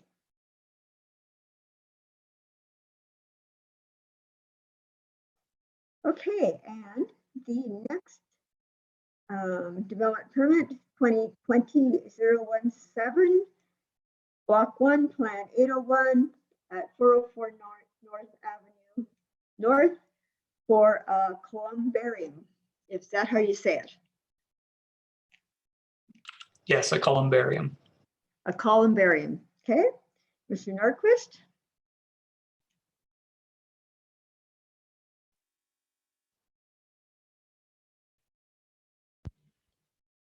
Sorry, what was the number of the bylaw we're on now? For the development permit? It is 2020-017, Oh, I see. Mr. Stewart. I see on the screen. Thanks. All right, DP 2020-017. So this is for an accessory use columbarium. So the location is 404 4th Avenue North. The property is currently zoned R1 residential single detached. However, there is currently a religious institution on this property. This application for itself is for an accessory use to this religious institution, which makes it a discretionary use in this case. So with this application, I'm going to need to go over some definitions quickly with you. So I'm going to start with our land use bylaw, which defines a religious institution. So means a development where people assemble to worship for spiritual purposes, philanthropic purposes, or social activities, and may include ancillary uses such as food preparation, administration offices, and classrooms. And so this is where we then bring in our accessory use. So it's a use that is naturally or normally incidental, subordinate, and exclusively devoted to the principal use of a lot, and located on the same lot as the principal use, which is where this columbarium is going to be located. We also have a definition for a cemetery in our land use bylaw, which just references the Cemeteries Act. The Cemeteries Act does define both cemetery and columbarium separately. So for the purposes of reviewing it in the land use bylaw, we wouldn't consider a columbarium the same category as a cemetery. And you can see the two definitions outlined in the table. And finally, the town of Cochrane does maintain its own cemeteries bylaw. However, this only applies to town-owned cemeteries. So again, this columbarium for on a private property would be a separate use. So this is kind of how we got to the determination that the columbarium is separate from a cemetery, and because it is incidental, subordinate, and exclusively devoted to the religious institution on the property, we would classify it as an accessory use and bring it to the Cochrane Planning Commission for a decision. All right, so it is proposed in the rear yard of the religious institution on the south portion of the property. The entrance is at the north. You can see it on the site plan on the left, as well as a parking lot, the principal building, north of the proposed location. The area is already relatively flat in its current condition, and no trees will be removed for the development of the walkway and patio that leads to the columbarium. You can see all the existing trees are shown on the site plan. So these are the proposed elevations of the columbarium. So there will be a primary central columbarium, which will be about 2.8 meters tall, as well as a secondary columbarium unit off to the side, which will measure about a meter in height.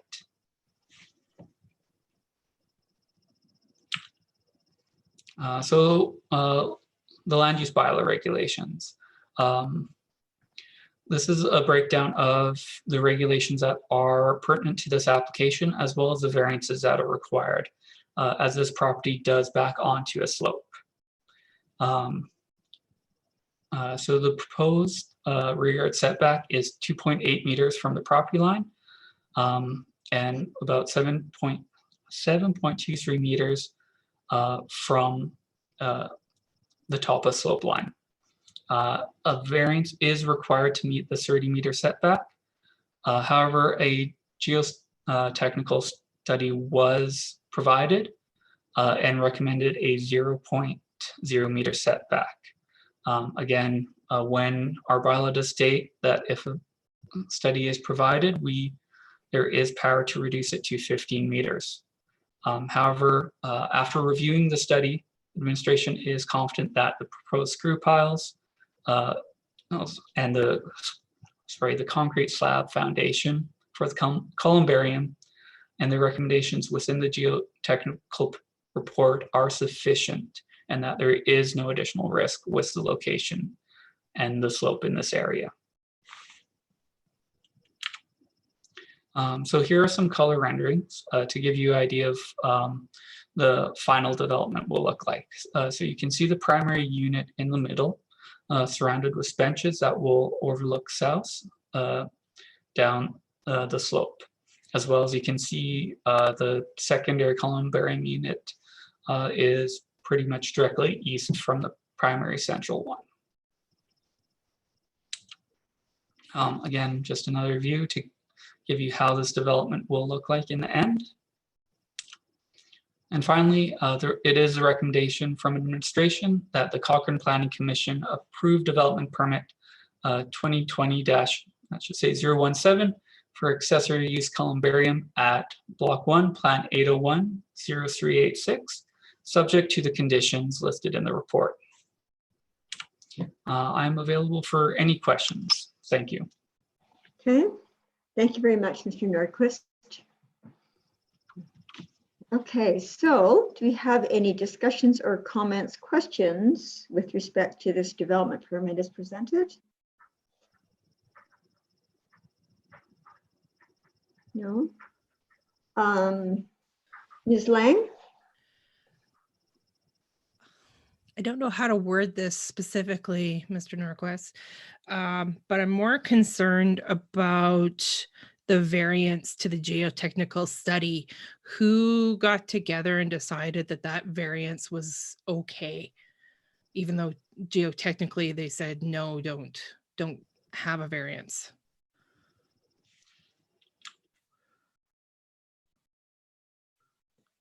You may be muted, Mr. Nordquist. Sorry, can you hear me now? Oh, yeah. Yes. Okay. Just to clarify, the geotechnical report provided, the recommendation in it was to actually have no setback.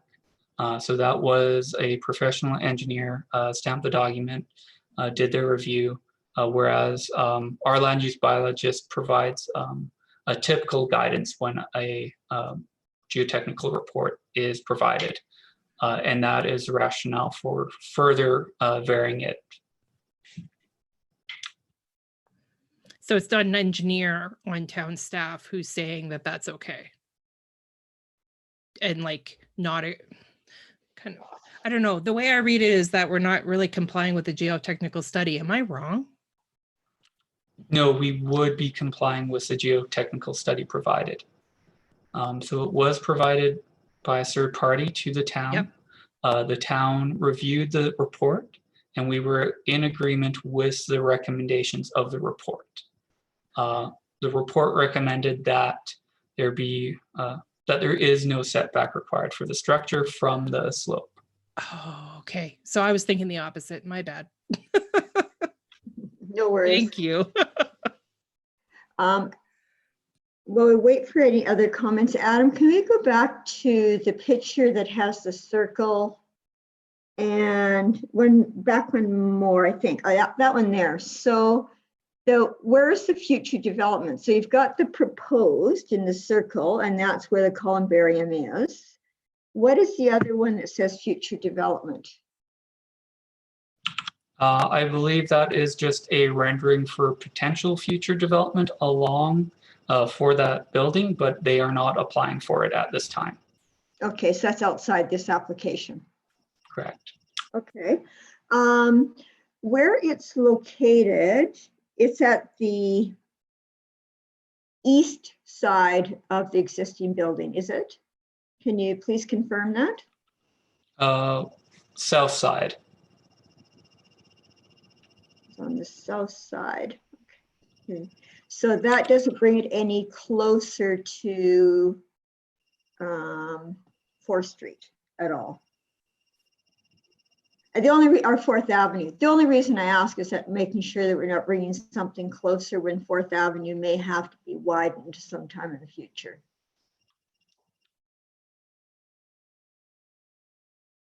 You are muted, Adam. Sorry, I have a touch to speak on my keyboard going, so sometimes I forget to hit the key. But the columbarium wouldn't be any closer than the existing development to 4th Avenue North. Okay. And so a very silly question. So I'm just going to apologize now for my silly question, but I have a silly question. So it doesn't have to meet any heritage guidelines. No, this is a new development and they do not need to remove anything. So as an accessory use, they are just going to be developing the columbarium as shown in the elevations provided. Okay. I have one further question while I'm waiting. Is the height of it? I think you said what it was and I missed it. So the primary unit is 2.8 meters tall. So about just over 9 feet. Okay, thank you. And does anyone else have questions, comments? Question, please. Mr. Ballmer? So Adam, in the, I believe there was an appendice C6 that was sent from Patrice today. That appendices refers to this development permit. Is that accurate? Yes, I believe it is the geotechnical report for this. So I'm not good with geotechnical reports, but tell me, there was only one borehole pounded to test the soil stability. Is that accurate? Just give me a moment. I will bring up the report to confirm. I'll ask another question while you're doing that. The other thing that caught my attention in the geotechnical report was they referenced a desktop survey. I don't know what a desktop survey is, but from my world, a desktop survey, you don't have to leave the office for. So my only concern with all of this is that we're very sensitive to slope stability. mitigating responsibility and liability for any of these. And I guess when I read the geotechnical survey, I'm not good at it. I'll be the first to admit it, but I didn't come away from that feeling warm and fuzzy, like, oh, this is a slam dunk and let's let them put something close, because there are residents below them, correct? Correct. There are residents below. Through So the I'll chair, just wait for you to answer the other questions there. I may actually defer this one to Ryan. If he may know a bit more about the geotechnical side of this application. yeah, so through the chair to help answer the question related to the geotech. So you're correct in reading the appendix that there was only one borehole done on the parcel, and that was done long back in the late 70s for the initial construction of the church. Because this land was untouched during that construction, that information is fairly accurate. They also did conduct a topographical survey of the lands in 2019 so that they could use that borehole information along with the contours and the angles of the slope to do their slope analysis. So the slope analysis did indicate that this upper portion is over that factor of safety of 1.5. It's actually at a factor of safety of 2 for this area that is complete with the columbariums load being added to the top of the slope within the report. The report does make mention that because they analyzed the whole slope due to the survey information that they had available, that there is potential for failures farther down near those residential properties, but they're actually 2 different failure planes. So if you had the report in front of you, you can kind of see on page 6 and 7 of the report where there's those kind of semicircle or half crescents indicating that that the upper portion of the slope is completely stable and the columbarium isn't going to have any impact on it. And then this next page shows that where the steepness of the slope is sharper, it has potential for failure. It is still at 1.2, so technically anything above 1 should be stable, but the 1.5 is that factor of safety that's built in. But that failure potential exists regardless of what the activity is above it. So Ryan, before you mute yourself again, did I hear you correctly that borehole was done like 50 years ago? You said in 1970? In 1978, yes, that is correct. Oh, sorry, 42 years ago. Yeah, it's an old borehole. The thing with boreholes is if the land hasn't been regraded and there are no visible failures, the borehole data is fairly accurate because the land has not shifted in any real form, and they're only really looking for the different stratas of soil types within the slope. Okay, so if it was to fail, at what degree of risk would administration be taking on if we didn't request an additional borehole at this time, or an additional testing?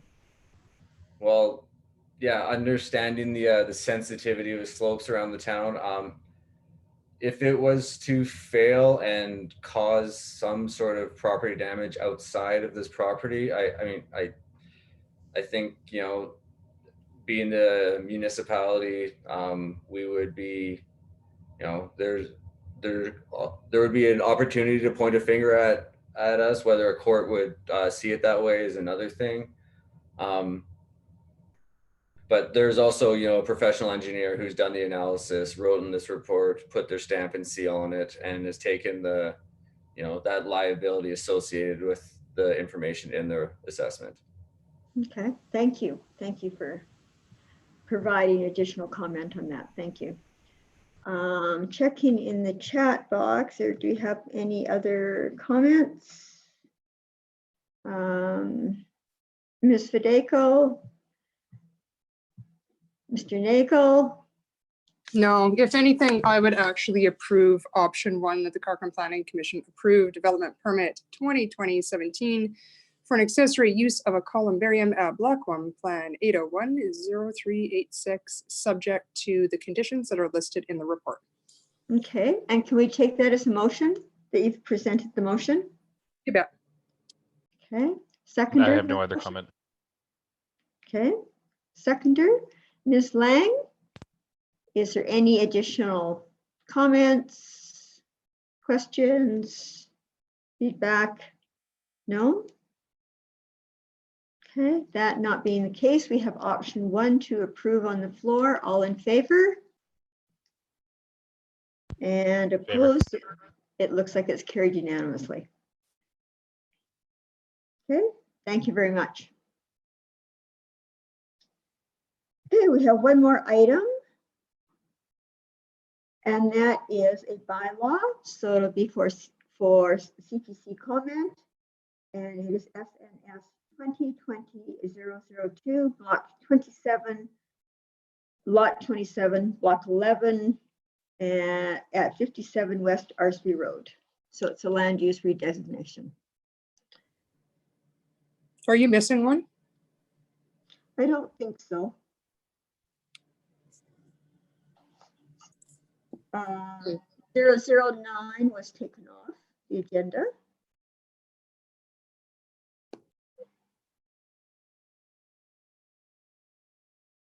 So I think that that's it.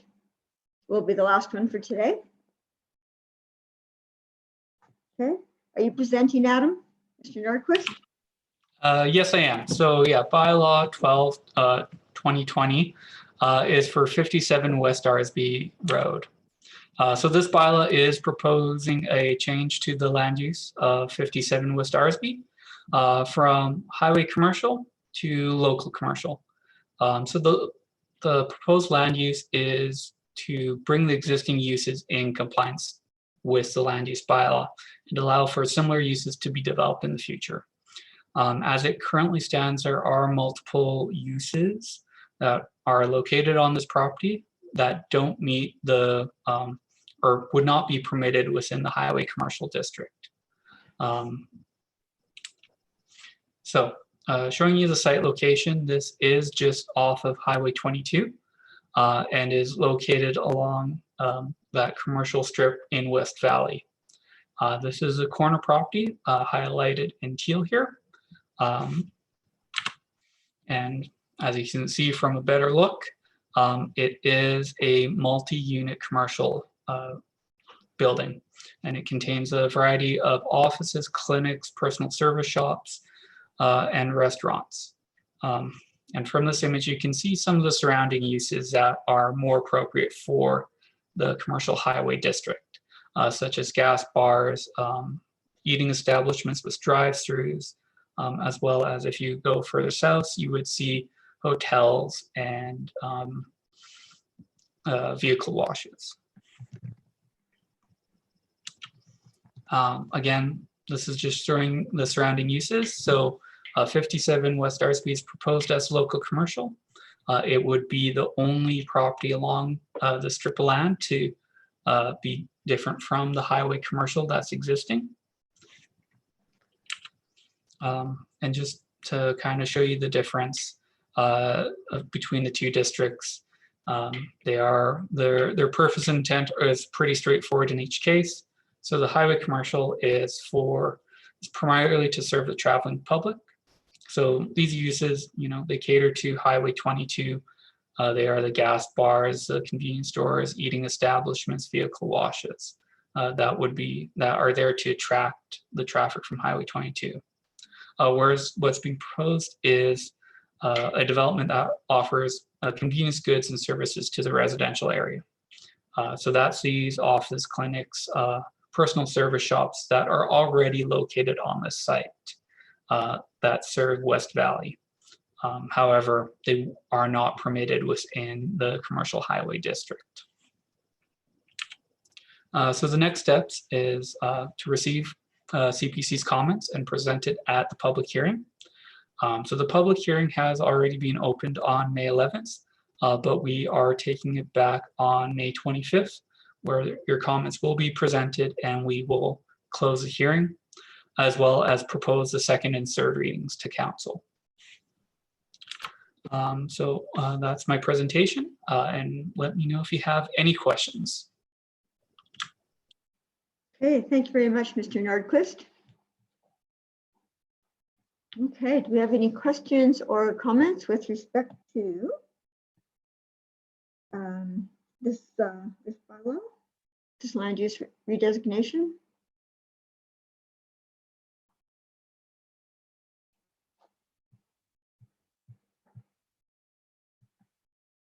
One comment.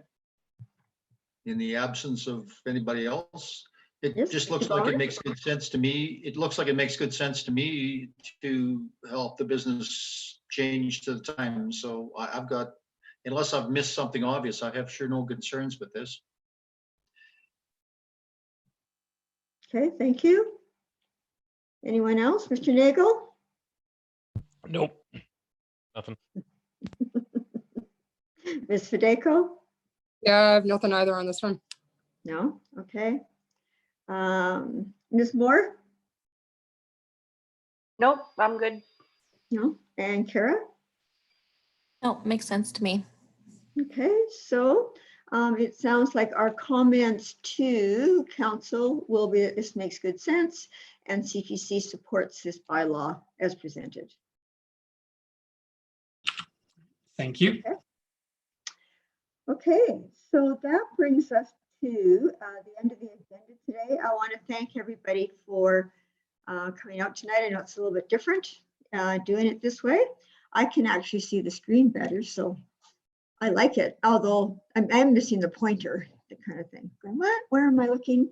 But I think that this is certainly an effective way to move things along, and I certainly appreciate administration in catching up with what has been a long process. So thank you very much for all your work there.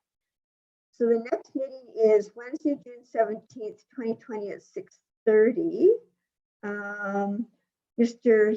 Stewart, can you tell me what the special meeting for comments is on the WHDG is?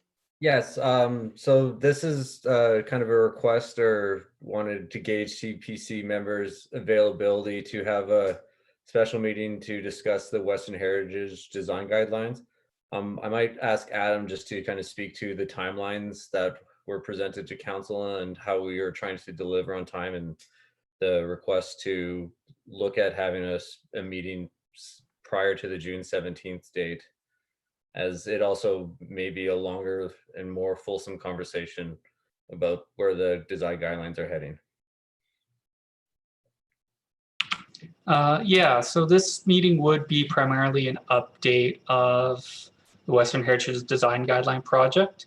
When we last spoke with you, myself and Riley, we did have a special meeting to go over the approach that was being proposed for this project.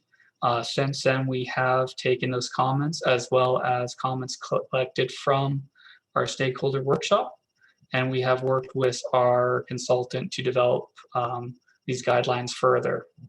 So this meeting would be mainly an update to go through what's being proposed and kind of explain the rationale and detail for the Cochrane Planning Commission. At this time, we don't have a fixed date, as things have kind of been changing with the COVID-19 situation, but we were hoping in the next months to hold a special meeting outside of our regular meeting, as I would imagine there would be a lengthy discussion about the subject. Okay, thank you. If I'd like to check a procedure with Ms. Knight, a meeting such as this, we have to, or is the, I mean, we obviously try to have as full membership as possible. Is there a guideline where we need to have all members present, or could there be a presentation put forward and as many members as possible attend? For something like this, you wouldn't need necessarily even a quorum the way you do for meetings where decision making is happening. So if there are 1 or 2 members who are unable to attend the special meeting, you can certainly proceed. I'm sure we would like to find a date where most of the Planning Commission can be there so they can provide those comments to Adam while he's bringing this forward, but you are not required to have everybody in attendance. Okay, thank you for that clarification. So it's good to know. So certainly we'll send out dates to people, and we'll try to, Mr. Stewart, try to get as many people there as possible, and to have that presentation prior to the June 17th meeting. Thank you very much, Madam Chair. Okay, so before we sign off for the night, any other questions, comments? And if not, I am pleasantly. May I raise an issue, Madam Chair? You may, Mr. Ballmer. So I'll be really quick. So we've had a discussion going on for a long time now about how we can improve the efficiency and be quicker at these. We don't need to make them any longer than we have to. What I have heard from Mr. Stewart is that with COVID-19, your team is even more so tied down with more busy time. Is that accurate? I would say that the adjustment to working remotely and our ability to interact and kind of work as a business unit has been impacted, yes. So my question is that there has been discussion for some time now about improving the efficiency and some of the things we do need to see and some of the things we don't need to see. And the intent was to make it easier on your team to prepare these. So before I ask the question, how long is the current reporting structure going to remain in place? I know that's difficult because nobody knows how long COVID's going to be around, but just your best shot, Mr. Stewart, how long do you think the current reporting structure with you at the helm is going to be in place? Currently with the acting positions that have been designated for administration, my current posting is until the end of August, and it'll be reevaluated at that time. So then my original question is there any appetite to talk about what we don't need to see to streamline the process? The questions that we've asked so far, nobody has responded to them from administration. So maybe we need to let it go, I guess. Or would you like to make it easier on your team, I guess, was the intent. I have just a quick comment if I can, Lyle. The more fulsome reports that CPC has been receiving is actually what is required, because when we bring these things forward, CPC has to have all of the same information that a development officer would have to actually have their decision. So trying to create smaller packages of information puts CPC to disadvantage. It also then, if it goes to appeal, that's the package of information that goes forward as part of the appeal. An appeal board would look at a very streamlined report and say, how did CPC make a decision on this when there's not sufficient information in this report as it's attached? Yeah, sure. So it has to be standalone so that in 5 years, if whoever else is at the helm can look at the report that went to Planning Commission and fully understand what was provided to you to make that kind of decision. Sure. Any kind of streamlined packaging, it does a disservice to both the Planning Commission and the appeal board, where they wouldn't have the full information. So the presentations that you receive as a PowerPoint do not come, they don't become a part of the permanent record. The permanent record is the agenda package that you receive from Patrice. And so all of that information, including that addendum that she sent out to make sure that the commission had that information, is required to be prepared for you so that you have all of the same information a planner would have to make the same decision. So as much as I appreciate administratively, we appreciate the idea that you would be okay with less information, it's actually legislatively unwise to provide you with less and just give you the summary for that. Thanks for that update. I guess what I was responding to is we heard, or at least maybe my interpretation of why things like the accessory suite authorize or approvals being pulled away from CBC was to streamline the process because of the backlog and the extra work that was going into preparing packages for us. I may have misunderstood that. So what I hear you saying is, doesn't matter if we want to try to streamline it, the best thing we can do then is try to keep the meeting short, right? Have a little discussion. So I hear you. Thank you for that. I love the fulsome discussion. I Yeah. think it's very valuable. I also think that part of some of those initial responses to some of the COVID situation where planning was bringing forward a bylaw to move the approvals was in sort of reaction to what the state of the world was at the time. And as we've all moved along and we've learned how to utilize this technology and allow for this streaming, and we've had the changes at the provincial level that allows just the streaming and not closing meetings, we've all sort of moved in the direction that helps you guys do your job, helps us do our job. And although it's a bit more challenging for everyone, I think we've come to a place where we can provide you with all that information and ensure Great. that we all move forward well. Yep, thank you. Yes, So, thank you very Mr. much. Great conversation. Sorry? Just one quick question then, Mr. Stewart. How did pulling the accessory suite approval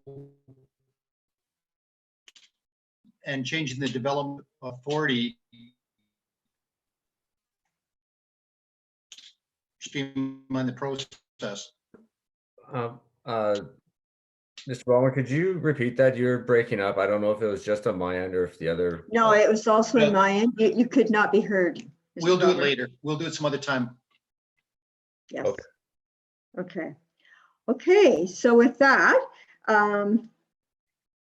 it is 8:53 and we need a motion to conclude the meeting. Erica? Where's Erica? She had to go to another meeting. So Mr. Ballmer, would you? I move we close the meeting. Okay. All in favor? Favor. Good. Have a great night. Thank you very much. See you next Later. month. Good night, all. Stay healthy. Thank you.